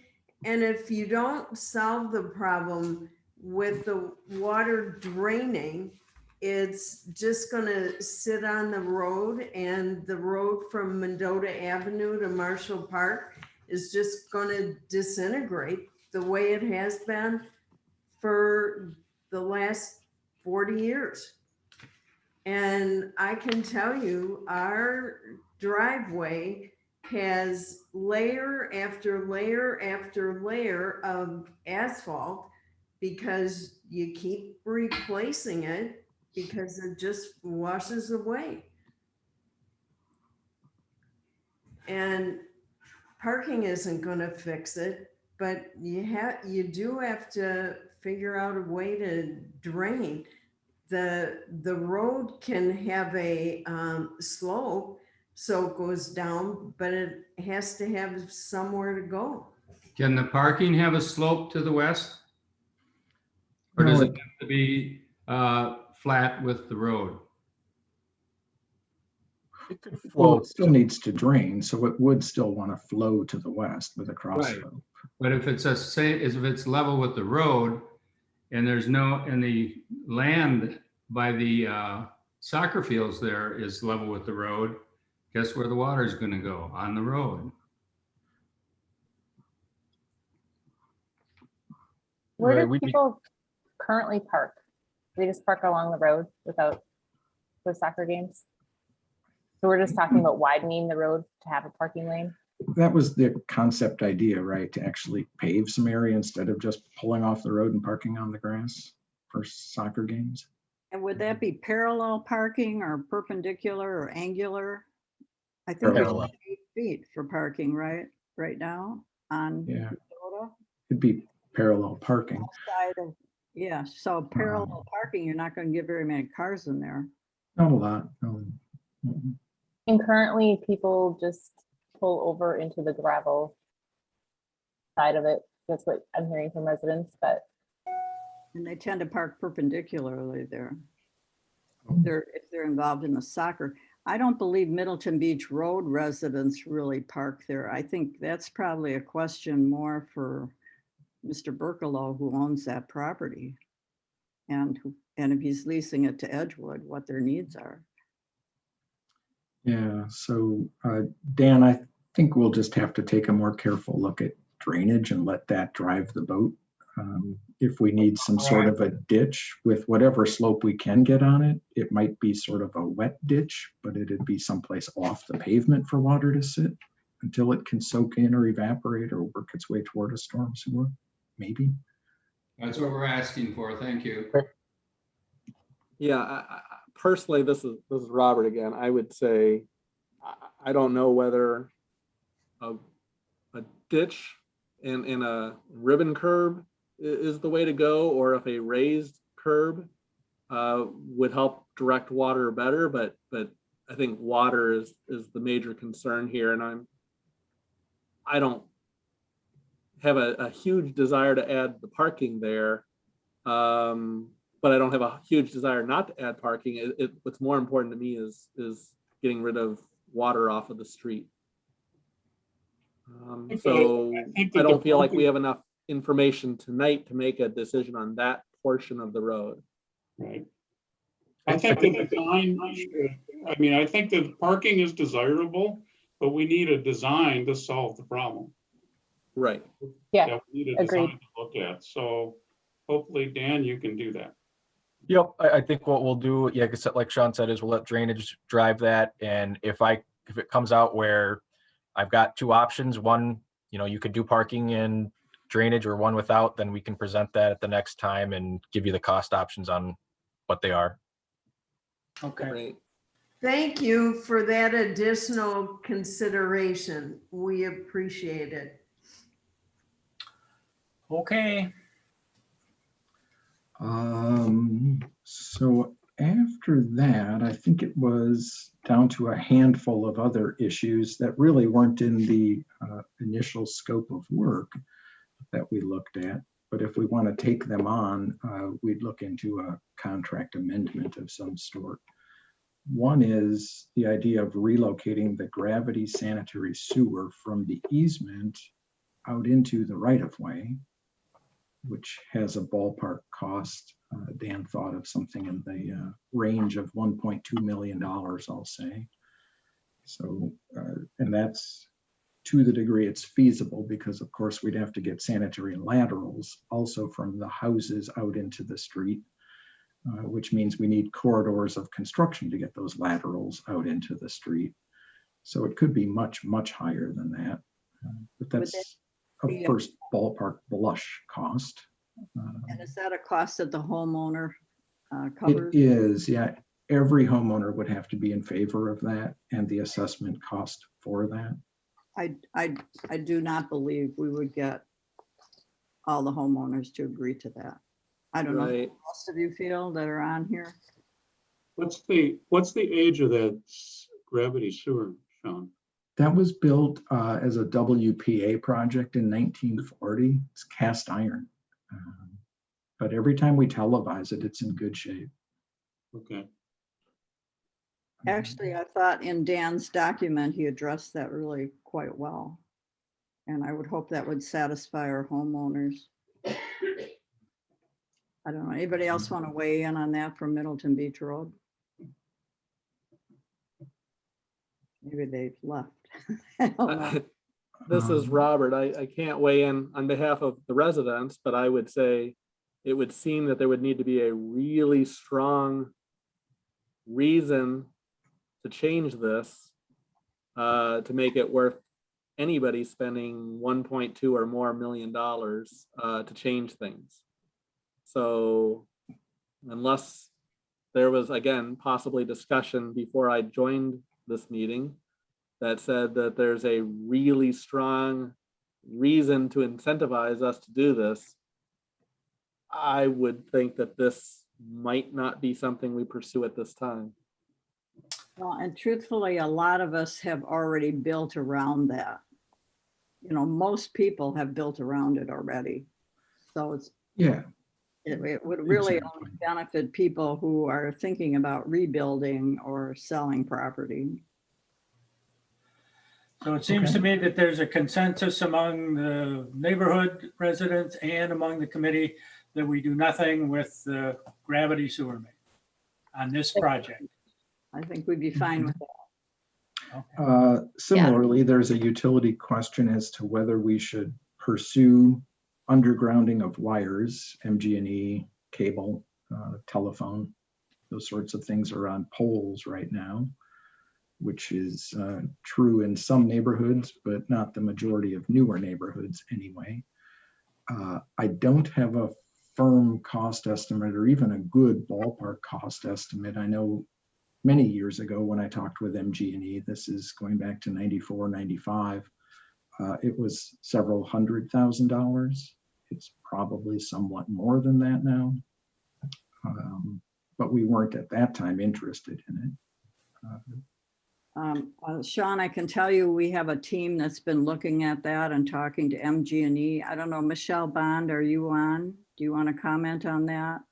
Yeah, we're still trying to gather more numbers. MG&E was a little over $1 million, and I'm working with AT&T, TDS, and Charter to get a number from them to figure out if it's feasible to get the lines buried.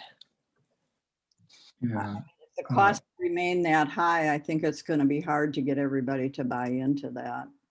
I would assume that the transformers and stuff would be on the east side.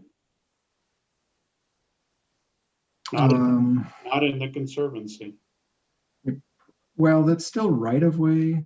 It's just we start getting toward wetlands, but then the service drops are all on the east side. And so anybody who has an overhead house service yet needs to be converted to an underground house service.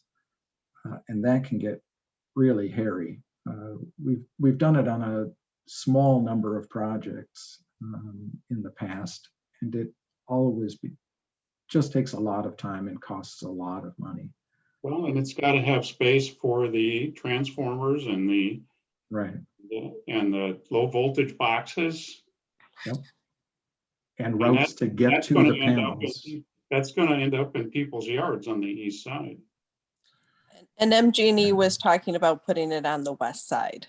They thought that they wouldn't have to just disrupt any driveways or anything like that. So that's where they were feeling it would be more simple to solve. Yeah, I think they might not have been cognizant of the wetlands over there. That might get harder instead of easier. That's a lot of directional drilling unless they do it when the road's out. That was the plan, the intention. That's why we were trying to get pricing and such early on so that it could be in alignment with the road being put in. And these would be costs, Sean, accessible to the homeowners? I don't know that we've done that in the past, but again, we've only done a couple of these. I was going to say, we've buried electric lines on main thoroughfares and we've buried electric lines downtown in projects, but I can't recall any neighborhood street reconstruction or resurfacing plan that we've done, at least in my tenure on the committee, which goes back 12 years or so, where we have buried utilities as part of that project. Yeah, it's a really rare thing, mostly because when we've been able to pull it off, I think we've used TIF money or, something like that, not general taxes. It's hard to squeeze that into a $3 million budget to say we'll spend $1 million of it undergrounding lines on one street. So it just gets Sean, we've also not even in TIF areas undergrounded power lines where maybe they should have been. So for example, on Century near Stagecoach, it was certainly discussed, but never occurred. On Century by Middleton Hills, the developer did it at his expense. Oh, okay. Stonefield's got it underground also, but it was done with a developer. I think it was built that way. The developers did it. That happened in a lot of subdivisions, but we don't have any information on which to make a decision on this tonight anyway. If there are people want to continue to get cost figures, I suppose we can look at them, but we don't have anything that we can act on tonight as I can see it on this. Yeah, I just wanted to get a feel for if the committee wanted Veerbicker to take this on, we need to amend the scope of work and get going on it. Yeah. I think in order to make a decision, though, we need to understand the cost implications. Okay. And Michelle, you think it's $1 million plus? Correct, yes. But that's assuming it goes into wetlands. Whether or not they know that. They are aware, as you guys have been problem solving and such, figuring out the width of the road and such will be a determining factor and such. So there are still a lot of unknowns or figuring out equations kind of things. Okay. So Sean Stowski or Sean Olsrud, what's the target date where you would need a decision on this so we don't hold you up? Well, I mean, a decision from the homeowners if we wanted to pursue it or not. yeah, I think if it's at the budget, if it's an assessment cost, like the neighborhood wants it and will pay for it, that resolves the funding question. Then it just comes down to a meshing of design issues before next year. So I think within the next couple months, Dan, do you think we could pull that together then? Right, yeah, if it gets decided that you want to go that route, then it's just coordinating with MG&E and we can pull that together when we're finalizing our plans. It'll be back and forth between myself and MG&E on where they want it, and I'll tell them where they can't put it. And we'll go from there. So if we get back to you like in 6 weeks, 6 to 7 weeks, that would be okay? And again, that's assuming it's resident paid, that it's not going to come out of the city's budget or And that's, I mean, we have 70 residents, so if you're gonna have $1 million cost, are they gonna be willing to chip in their share of that? Well, when our public works capital expenditure budget for the year is $2 million, this road project is going to cost at least $750,000 without the undergrounding of electric utilities. You add another million into that, or $500,000, or even $250,000, and you're spending just about the entire road resurfacing and reconstruction budget on one street, which is probably not advantageous to the rest of the people in the city of Middleton either. But as I understand it, the homeowners would pay for that, right? I personally, I mean, I suppose the committee could decide otherwise, but personally, I would say if you folks want it and if you folks are willing to pay for it, God bless you. But Yeah, I think that's the direction that, we're giving you, Jenny, is that, and the residents, is that the city would almost 100% not approve undergrounding the wires if it's at the city's expense. But Right. if the residents believe it's worthwhile, I'd say go for it. I think it's a great endeavor.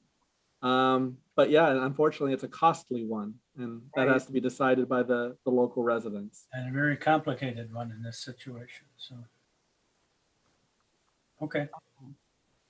Thank you for that input. Then the next issue we should discuss, and we had put it off from before, is about realignment, potential realignment of the road. There are, for those of you who had time to look at the plat, there are a couple of significant offset jogs. One is where Mendota Avenue meets Middleton Beach Road. And there's, let me zoom in just a bit more here. For anyone who has a small-ish screen, the right-of-way south of Mendota comes along and then jogs over significantly before the east right-of-way line continues north. So just along that south edge, I'll say the road becomes shifted to the west. And the pavement is within the right-of-way by several feet at that pinch point.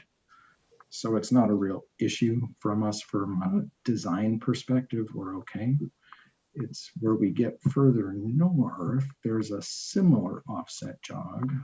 Go to a different page, maybe.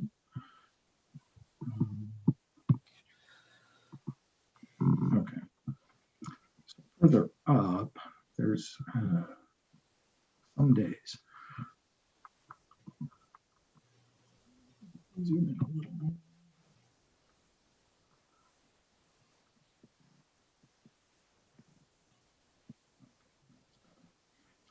Where there's another significant jog, this time to the east as we go north, with the effect that a little bit of the current pavement is, actually it's a little more, I think part of the current pavement is on private property.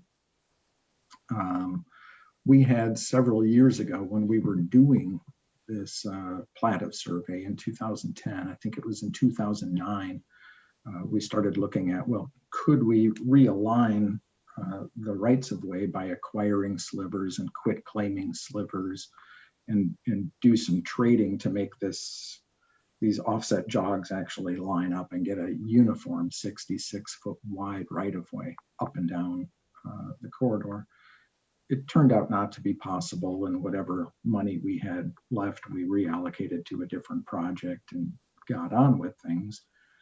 It's a renewed question as to whether we should pursue trying to acquire pieces of right-of-way to eliminate the need for a curve in the road. For now, I've asked Dan to try to design a roadway that fits within the right-of-way we've already got, partly because we did not have success previously trying to acquire right-of-way, partly because of time and money constraints. So that's an open question. Again, alignment through the southerly offset is fine.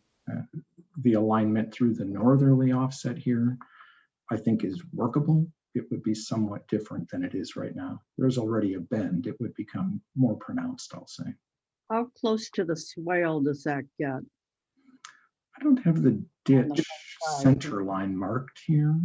Yeah, we weren't able to go pick up the full swale yet. I've asked my surveyor to go out there and pick up a little more detail in there, as well as I asked our wetland delineator to relook at this area too a little bit to just confirm our limits there, because that's will be our tricky spot. But I did go out and measure it with just a tape measure this morning. Roughly if we're shifting the pavement 15 feet over, let's say, we do have room to shift that pavement 15 feet. There will be some like tree and brush clearing in that area to make this work. But I think it's definitely possible. We're not going to be taking out ditch space, to say. I think part of the trade-off is that when we looked at this back in 2015, 2016, Sean, you might remember that, we estimated that by doing this, in a sense, we could lose the equivalent of maybe as many as 20 parking spots, parallel parking spots there on the west side. At the time, that was for paved parking spots, I think, Ginny. This would still be grass. Yeah, but is there enough room? You would probably lose, it's that the grass parking between the edge of the new roadway and where the ditch starts to slope down. You get close to the ditch, right? Right. I don't know where that grade break is. Right. Yeah, it's not shown on here, but you would certainly lose it in this area. Mm-hmm. Okay, so then I have another question. I'm looking at, okay, so the right-of-way really affects 2405, but 2409, if you do this, has to lengthen his driveway, right? I think we would have to lengthen that driveway. Lengthen it, and does the city absorb that cost then in doing that, or does the homeowner have to pay for that? Well, the committee could give direction, but my recommendation would be that the city pays for the lengthening of drives necessary to meet a new edge of pavement. Okay. So it really does it affect 2411 looking at this picture also? Yeah, yes, it would affect them, and maybe even the next couple driveways over would have a little bit of apron. Yeah. Longer driveways. Yep. Okay, so there'd be quite a few in there from where about 2417. So, yep. Okay. I don't know if Jill is still on this call or not, but I think she's interested, or we've talked about sitting down with somebody or a couple of you from the city to understand better what other choices there might be. Brennan needs people actually. Well, I think either work within our right of way or try to change our right of way. And so what's in our scope is to work within our right of way, mostly based on our last failure to change the right of way. Right, I understand that. But I think there are questions about maybe even the assessment on the value of the property today. Is it including this right of way square footage that is really not usable to her today? I don't want to get into it here. I'd like to do that offline, but that, just understand the situation we're in, to help the homeowners understand the situation they're in and what the ramifications would be for them in changing this. Sure, and I can't answer appraisal questions. You could talk with our appraiser, I suppose, but the right of way wouldn't change. Sean, is there an option to just continue to live in sin? Yeah, right. I don't think so, no. No. This is Jill, and I'm actually the owner of 2405. And, I guess I was not aware that several feet of my property or the road until all this started. My concern is that the assessment I hold on the property, that the lot lines on the property match in reality what I have, especially if I would go to sell the property, because if it doesn't match, I have to disclose this if I go to sell this property, because I am aware that currently half of the road is on my property. So I guess my bottom line is I need to figure out a way to, align what my, lot dimensions are, what my property looks like, what the value is of my property with what is going to be the reality with the new road. So that's kind of where I'm coming from. And I guess I, like Ginny mentioned, feel like I need to sit down with some people and kind of figure out what is really going on here. And so I guess I feel like I need more information, holding a mortgage on the property too. I'm not at liberty to say, oh yeah, just leave it where it is, because, the mortgage company, everybody has to kind of agree if property is being taken off, that's currently, in my assessment and mortgage. So that's kind of where I'm coming from as well. So I guess at this point, I'm still trying to figure out how to navigate this. And, I don't know if the previous owner was aware of this situation, but it was not disclosed to me at the time of sale. So it's all kind of new to me. Yeah, and I will say, the history of these rights of ways, there are 3 plats along here, none of which line up. But there were since platting in the early 1900s, also some land swaps where initially platted roads were vacated and then parts were quit claimed back. And I don't think that was all done with a full understanding of the history of the land transfers. And that's why we have a mess now. Got it. Sean, this is Robert. I don't know what residents were involved last time. Right of way was an easement and whatever were looked at. Right away, I guess. And I don't know how much it costs, but it would certainly seem to clean up a lot of stuff if we could get agreement of where the right of way goes. And I think we have agreement of where the right of way is based on the plat of survey that we hired Michael Surveying to do. At least exhaustively, he researched it and drew it up and documented to the best of his ability where the right of ways actually are, which is why we think they don't line up. And we want to find out where they ideally should be, right? To have less jogs. If we want to eliminate jogs, that would be a similar exercise to what we went through. It took a lot of time that frankly, I can't promise staff has. So we would be talking about hiring that effort. And I Sean, we're asking to have every right of way cleaned up, but I think this is an extreme situation and we need to understand better like how close this proposed location of the road comes to the ditch or the swale, and how risky is that getting it that close, and what's best for these property owners, but also for people driving along this road. Do you want everybody making a swerve here who goes north of this location? I don't know. And I think, yeah, well, and to put it into context, I can appreciate that it's a somewhat more pronounced curve than exists today, but it's a 200-foot radius, which is not at all uncommon in a residential setting. and Sean, does this take into what is the existing width? We had voted on the width. What is the updated width of the road? Right, so it's 23 feet disturbance. So we got two 18-inch ribbon curbs with two 10-foot lanes. And a car typically is in the ballpark of 6 to 6.5 feet wide. So with a 200-foot curve, I'm very confident that people can navigate this road.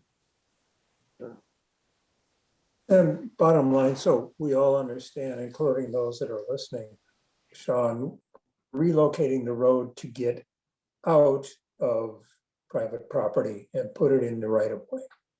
Correct. That's right. So if there were previous ills, so to speak, there will be eliminated with this reconstruction. Well, and the road may have pre-existed those vacations. So I'm not saying somebody did the wrong thing, other than that maybe they should not have vacated what was right of way and essentially caused an encumbrance. Yeah, might have been, the design build concept where the contractor comes in and says, I'm going to just lay the asphalt straight. That might have been the right of way at the time. I can't say it Who was. knows? This existing design will avoid the right of way. This would, yes. Yes. Okay. So that seems like the simplest path forward. I guess I'm hearing that there might be some concerns with the ditch. And that's something Dan needs to look into with survey. Yep. And this is the area where if we have to impact those wetlands, this is where we try to minimize how much we impact them to under 10,000 square feet. I think this is also where our storm sewer culvert comes Yeah, through. and there's a culvert there that kind of keeps the land elevated. That would be placing the road on top of, which helps us. Right.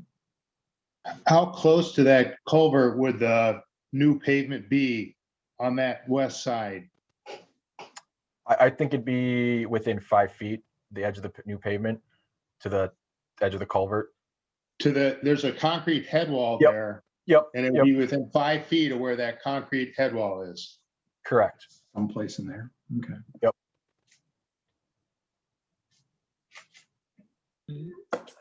Okay. Well, Sean, is there ever, I don't know, this probably is going to be a no, but I'm just going to throw it out there. Is there ever a time when we taper roads for these situations where this is a narrow spot of the road? I mean, it sounds like a bad idea, but I just thought I'd throw that out there. It wouldn't be my first choice, but it could be a plan B. I wouldn't throw it away. If we went down to 9-foot lanes for a short distance, right? That's doable. well, it sounds like, and Carrie asked the question originally, is this road construction all within the right of way or outside the right of way, whatever? And it sounds like we've solved the problem if we build something like what we see on the screen. Is that a correct statement? I would say that's correct. So, I mean, you know, it would be nice to have fewer jogs places, but unless a lot of homeowners come and volunteer to work with us really quickly, it sounds like it's just, it could delay the process and cost the city a lot of money to do anything else than what we're seeing right now. There certainly is something to be said for simplicity. Yeah. Have a little Yeah. jog in the road. I Right. agree with that. I think So, it costs too much. I feel like we should move forward with something like this. Yeah, but just to be clear, we worked on this and asked the city to address this issue in 2020, actually 2019, planning to do it in 2020 before they did the design work. So we wouldn't be having this discussion tonight. I just want to put that out there because we had specific request in writing to the city.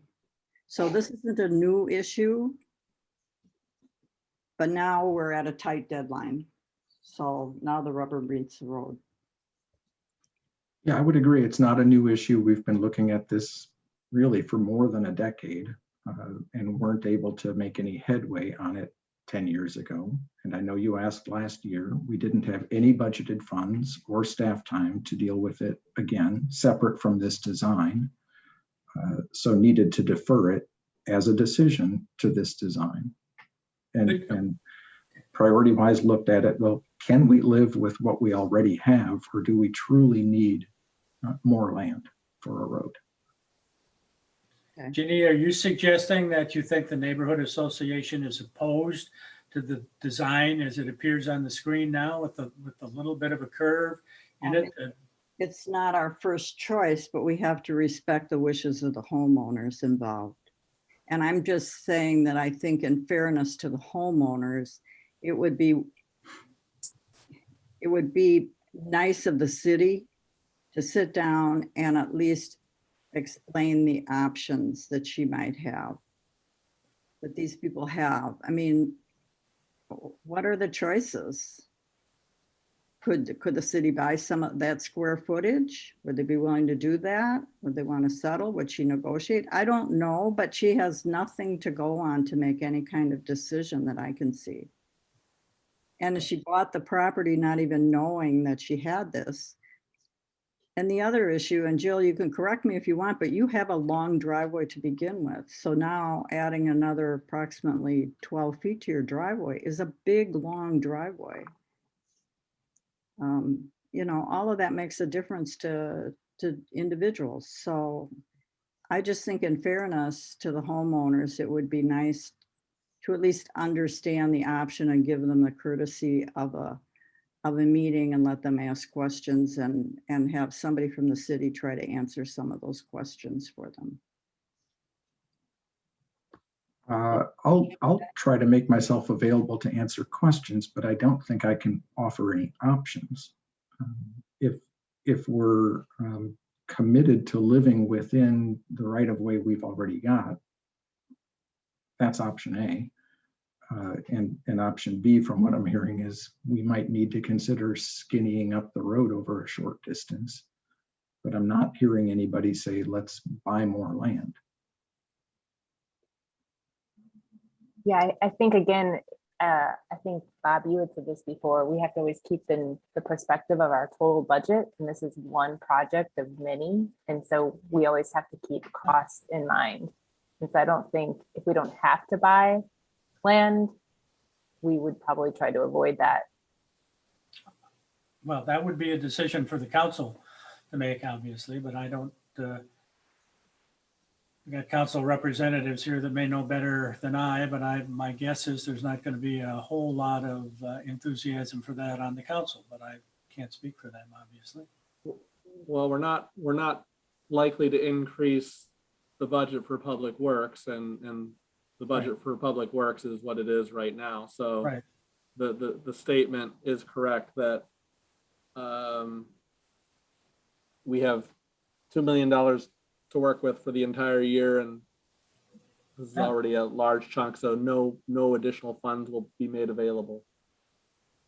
So Sean, I think, would that be an option to kind of, it sounds like the designer's already going to look to make sure that this doesn't impact the ditch that much. And if it does, maybe they would come up with an option B of narrowing the road for a small stretch. Does that I sound? think that's what I heard. Yeah, that's kind of our options A and then our fallback B. Correct. I'd agree with that. That's what I'll go with. Okay, all right. Are there any other issues that anyone knows about preliminary design wise? Sean, I have I had a question. one. Go ahead, Carrie. Oh, go ahead, Bob. My question was about Mendota. So, and Mendota. What my question was about too. Did Oh. we clean up that loose end in terms of what we wanted for road width and shoulder construction on Mendota Avenue? That was my same question, Bob. Wow, excellent. Brilliant minds. I was under the impression that you wanted the same cross section on Mendota as Middleton Beach, 2 10-foot lanes, ribbon curbs, but also paved parking on the south side, or no paved parking on the south side. Sean, I would agree with the 10-foot lanes and the ribbon curbs, but I wasn't clear about the parking part. Okay. And I wasn't sure if everyone agreed with the other It part. seemed to me that would be a good place to have some paved parking because that's all of the traffic for those soccer fields, is it not? Would be parking there in all likelihood. It's a popular area, I think, for that parking. Well, Yeah. I Can think we look at that? I Yeah, think it's on one of those pages. I think some parking that's out of the traffic lanes there, especially since we're narrowing up the traffic lanes a little bit. Keep going down, Sean. It'll be on. We have a better one. Yep. Keep one more there. So this shows 12 feet, but we're saying it would be narrowed to 10. Right? This would be 10 and 10, right? Okay. Yep. And then bump it out and add another 8. I think that makes sense to me. And we still have room for a ditch then, Dan, or is that holding curb that? Yeah, I think you might want some holding curb there, or it's going to be a small. Yeah, and get it to there. Isn't there a it could be a valley curb, instead of the flat, you could do valley if you didn't want to have a full curb head. Is there a culvert that runs there? That's kind of where near your cursor that runs under Middleton Beach Road there. Is that It true? is, yeah. It goes to the lake from here. Yeah, I don't know where it starts. Here. Those three. So it seems to me that in principle, we like the road. It comes down to water management again.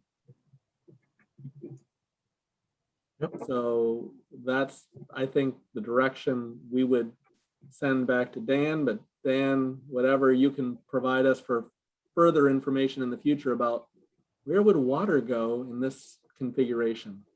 Yep, will do.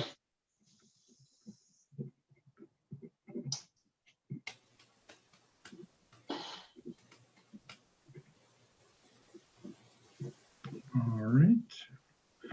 Any other issues? I did not see any.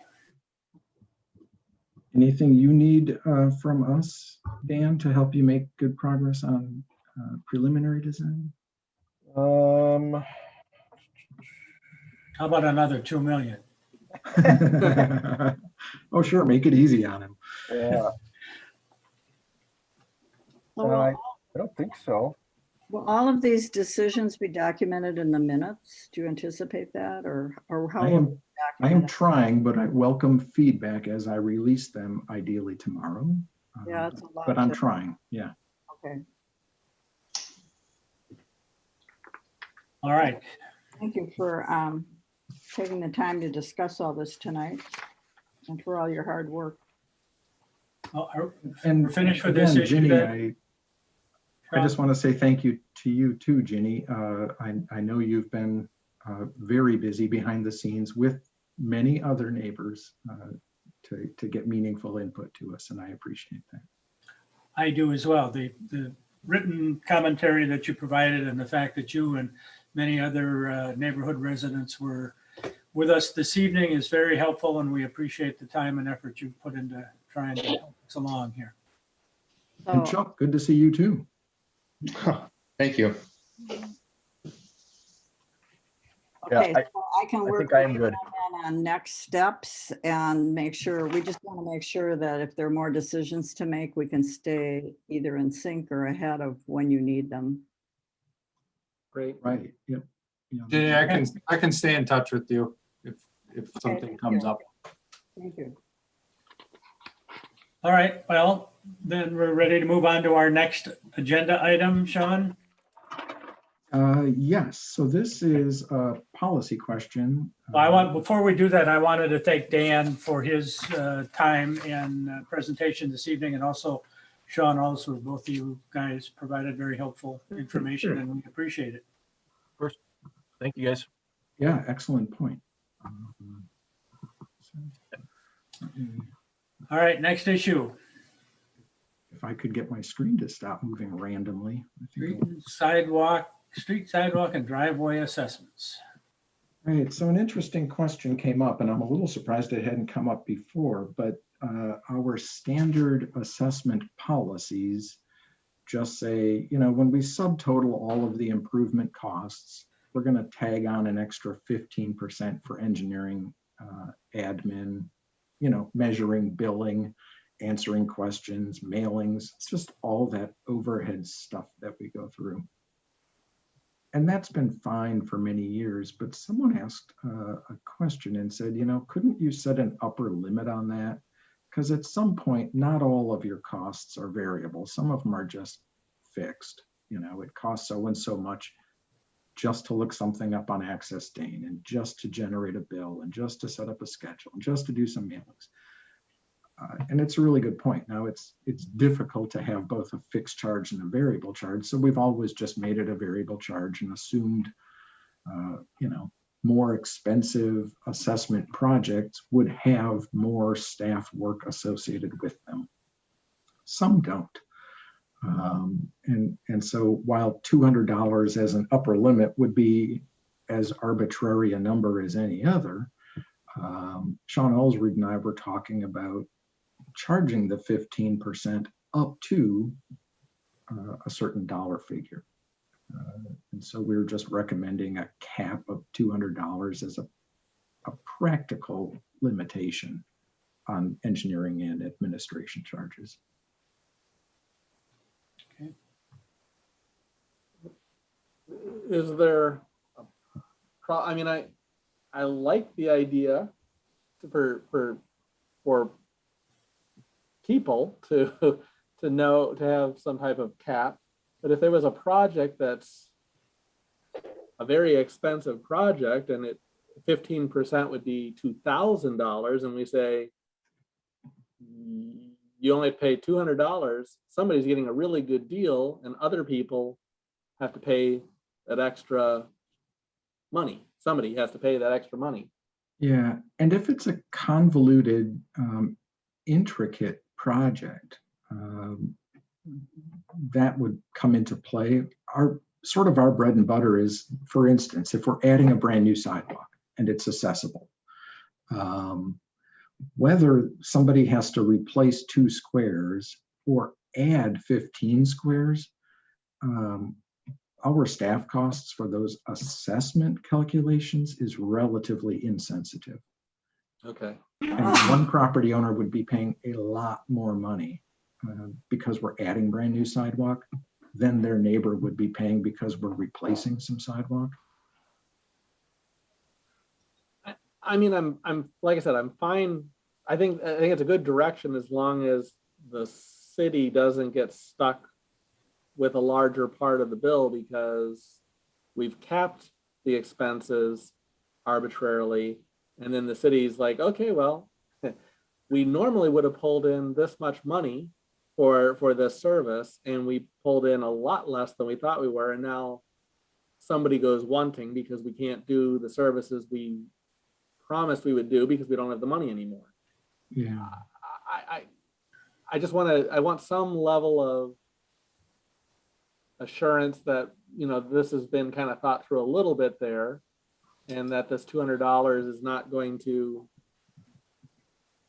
limit the funds that the city has available to do the work that we need to do. But from a customer, you know, customer service standpoint, I think putting a maximum amount is fantastic. Yeah. So let me just back up half a step. Sorry, Carrie. No, go ahead. Go ahead. I just wanted to clarify, you know, so for something complicated like new streets or a brand new sewer interceptor going through property, and we're going to have a ton of survey and lawyer fees, this wouldn't be applicable. This would be for reconstruction of existing streets and or, you know, replacement of sidewalks, addition of brand new sidewalks. And we don't tend to get into a lot of legal or survey gyrations for something like that. It's literally engineering staff costs. Okay. So I don't think we're going to take a loss on this if we limit it to reconstruction kinds of things, resurfacing things, our annual sidewalk program. If we were getting into new streets or new utility projects, I would have a little more concern with that. Robert, the part that kind of triggered this was something like the sidewalk program. I would say, you know, if you said you have an average of 2 or 3 sidewalk sections per household, each year you'll get that property that you have 17 to 20. And the administrative portion of that is the same for that house that you're doing 17 to 20 versus the guy who has 2. And it just struck us as a bit excessive to potentially be charging $1,000 an admin fee. Yeah. You know, and I definitely see your side of it. We're just trying not to excessively charge. And I'm fully supportive of that. And honestly, I feel like you, Sean, and also Sean Stowski, you've answered my questions so that I have a comfort level that this is a net benefit to our residents without there being unintended consequences to the city or to our ability to service our residents. So yeah, you've answered my questions. So thank you. Our average, I did go through several projects, and we average, I would have to say, but 95% are under $200. So it's that anomaly of, and when it is over 200, it's close to 1,000. So, you know, in a year's time, if you had $1,000 or $2,000 less that revenue we'd be bringing in, that loss is because we're not charging the homeowner $1,000. Robert, it would seem to me that if you're uncomfortable with the $200, as I understood Sean, that was somewhat of an arbitrary figure. You could make it some other figure, make a motion to increase it to 300 or 350 or whatever you'd like. Well, that's what I was thinking, is that what about with, you know, just cost increasing? How often would we have to update this policy? I was just wondering if maybe we wanted to put a little bit more of a buffer, just so that, I don't know, maybe we're looking at this every 5 years or something. That's the part that always bugs me about figures too, is who's going to remember 5 years from now? Oh yeah, we should look at this, you know? Well, and then that's why I was wondering, you know, if it comes, I guess, how often does this actually come up that we'd maybe even have to worry about it? But it sounds like it does happen every once in a while. That would probably be the practical catch to it. Instead of saying every 5 years, let's look at it, is if our Excel spreadsheets were saying, you know what, we're deducting 50% of these bills, it's probably time to revisit our policy limit. That might be quite a while though. Yeah, and that's something we can certainly track to see what revenue we're bringing in versus which ones are we capping off it. We can kind of track that. And if it becomes excessive, then we could come back to you and say, we need to revisit. I think I'm fine with that and the $200 currently, just understanding that I would expect somebody in engineering to flag if if our expenses are going up and we're not able to get reimbursed for most of those expenses. So yeah, I think throwing in a higher number here now would disadvantage our, the current decade of people getting these bills. I think we up it when we need to up it. But I think I feel comfortable now with the $200 now that I understand the reasoning behind it. Is your comfort level moving toward a motion, perhaps? Sure, Bob. I would make a Very motion. subtle. I would make a motion to recommend this policy change as described here under assessments to the Common Council and Finance. This All is right, we Carrie. have a motion. Terry, you seconded it? Yep. All right, we have a motion and a second. Is there any discussion on the motion? Hearing none, those in favor signify by saying aye. Aye. Aye. Opposed, nay. The ayes have it, and that will be our recommendation to the Finance Committee and the Council. Last item, Sean. Yeah, so the last item is the committee's Thank you. preference for how we'll most effectively meet going forward, our forum, if you will. And that's our choices are in person or remotely, and potentially as a hybrid. I understand there's a video conferencing system now set up in conference room B. I don't know to what degree it's screen shares. I've had no training or time for training on it, but I have seen it in action where being on a Zoom call, I can see people in the room. What we haven't done yet with my participation is done any screen sharing where I'm trying to share this kind of information, both with people in a room and with people remotely. But that may be possible too. I know parts of what I've heard from other staff and other people and committee members at our last meeting is that some of the advantages to remote connections are that more people, and especially residents, have been involved in virtual meetings than had typically been involved just in person. That virtual meetings don't require travel, so participation of residents is not affected by inclement weather or need to hire a babysitter. City Hall Conference Room B is small and has few chairs, I've heard. Internet connectivity can be unreliable, is one disadvantage to remote meetings. Here, here. I think it was Don that, as Bob can attest, I think Don mentioned last time some people attending virtual meetings using a relatively small screen. So sharing this kind of text information can be really hard on some of those folks. Sure. And I think with hybrid meetings, I'll have some juggling to do. So there'll be some time training and probably a little frustration, both from people in person and remotely, wondering why things may not be going smoothly. Sean, As far as go ahead, Carrie. Oh, I was going to add to that. Has anybody expressed concern of not having computer access to attend these virtual meetings?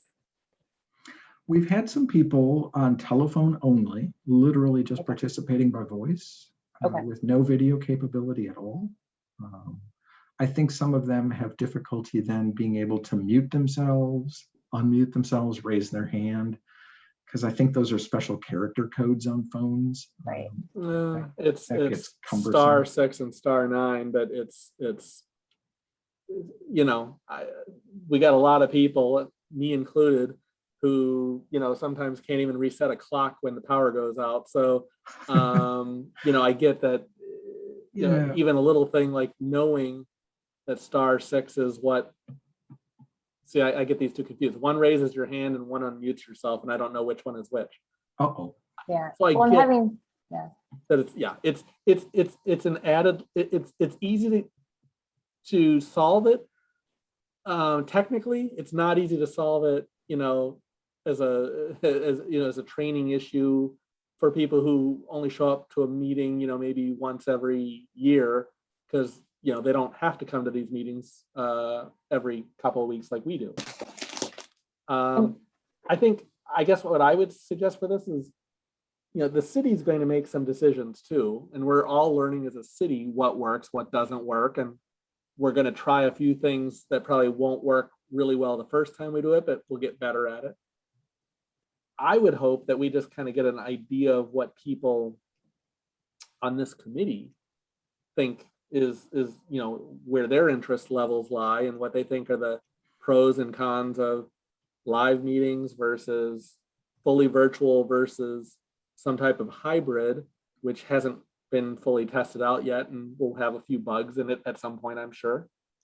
Because I think that's the first step, is we don't know what the technical obstacles will be for sure, but we do know that we've all lived through COVID for the last year plus, and we all have different comfort levels with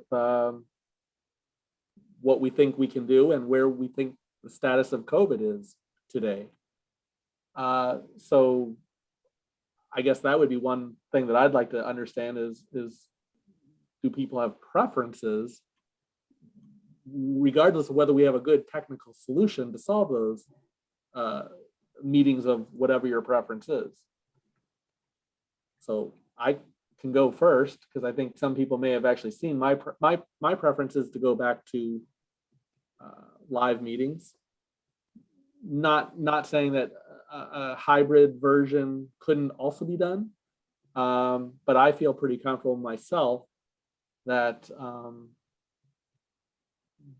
that we as a community have taken a lot of precautions, and a lot of us probably are vaccinated, and that I feel like we could start moving back to that fully live version in-person meeting again. So that would be my preference at this point. Well, I can give you an opinion if anybody's interested as the technological nincompoop of the committee. I'm good either way. In-person meetings are fine with me, and I've adjusted at least somewhat to doing these Zoom meetings, and these are fine with me also. The thing that I do not like about the Zoom situation are the public hearings and kind of these big group discussions like we had tonight, because you never know who's there and exactly what's going on, especially with the public hearings. I just think it's much better to have the public hearings face to face, so that, even if it means some people have to come out of their comfort zone a little bit to go out, at least that's probably eliminates the possibility that a lot of people or some people might be shut out of the meeting because they don't have the technology to do the Zoom meeting. But either way is fine with me, although I have a decided preference for in-person public hearings and group input meetings. Can I? I would. Oh, yeah.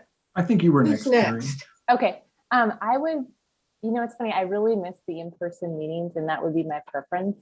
But I would like to wait until there's a vaccination available for younger kids. I have 2 younger kids, and I think just as a community, it would make me feel better just knowing that the vaccine was available for younger people as well. And then I would feel even more confident returning to in-person.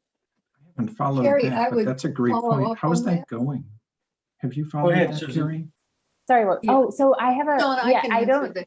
I know it's, 12 and over, it's available. My daughter will be 12 this fall.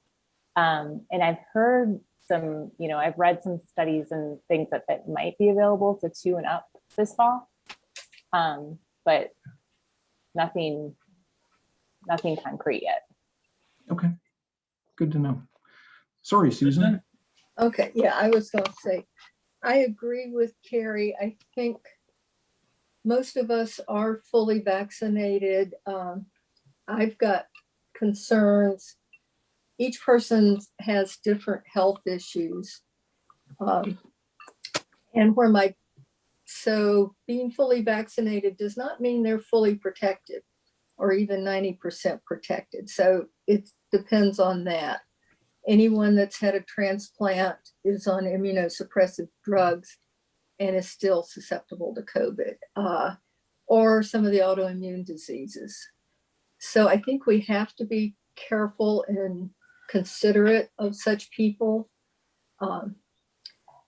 What I'm also concerned about is City Hall and sitting in a small room, and City Hall has a very old air handling system. And I don't know how quickly the air gets fully exchanged. I don't think it's very fast. And we've had this meeting for almost 3 hours now. So if someone came in that was infected who isn't showing signs, we would all have been exposed if we were in conference room B. So that's something to think about. I would suggest we wait, say, even 2 weeks before we make a decision, because things are slowly getting better. I check the Dane County data every day. We're now down to 0.8 cases per 100,000, but that varies day to day. It could easily spike back up. And we're seeing in this country, the Delta variant is becoming more prevalent among people. And even if you're vaccinated, it will protect you against death. It doesn't necessarily fully protect against getting sick. So I think we need to be cautious. As a microbiologist, I still wear my mask into stores, even though I've been fully vaccinated for 6 or 8 weeks. Caution is the way we're going to get through this. And yes, it would be nice to meet in person, but I'm inclined to be more cautious. I know on other committees, people have asked, can everybody show their vaccination status? That's a possibility, but not everybody wants to. We've been advised as staff not to ask. Yes. And so because of that, I would say not ask, we need to be cautious. So waiting a little while. And Sean, something I came up with or thought about today, at least, and this isn't necessarily for us, but if we had a public hearing, it might be, but for council meetings, to move them over to the police station that has a newer air handling system that's probably more efficient. Oh, that's And interesting. efficient air handling systems have been shown. I think it's Lindsay Marr at Virginia Tech who does aerosol studies. She has actually reported on an incident there at the gym that she goes to, where she had helped them upgrade the air handling, but also advised keeping the doors open. And they had an instructor who was infected. No one in the class got sick, but they had good airflow. Okay, well, we have one in favor of more in-person meetings, one being cautious, and one who doesn't really care. Don or Carl, do either of you wish to weigh in? Susan, I'm known as a containment engineer. I've been designing HVAC systems for containment for 50 years. Yeah. Jonathan, I don't know if you know who Jonathan Richmond is, but he was a good friend of mine. I've done consulting with him, and frankly, you're never going to get a safe HVAC system. That's true, but you can get a better one. It's turbulent flow. One of the articles that is important is the amount of carbon dioxide is a good indicator. I will bring a CO2 meter with me to a meeting, and we can see if the air handling system works in the city county building. Anyway, I'm in for in-person meetings, and I think we could start right away. Carrie? Oh, I already voiced my, that I would prefer virtual. Okay. I'm the one that's left, and I want to thank Carl for the great education. And I agree with you. There's no such thing as a safe system, but Anyway, I'm in favor of personal meetings. We're doing it at the VFW, doing it at several other locations, and really have not had an issue other than some anxiousness when you ask people if they've been vaccinated. I don't know if you'll ever have control over that. Can we have hybrid?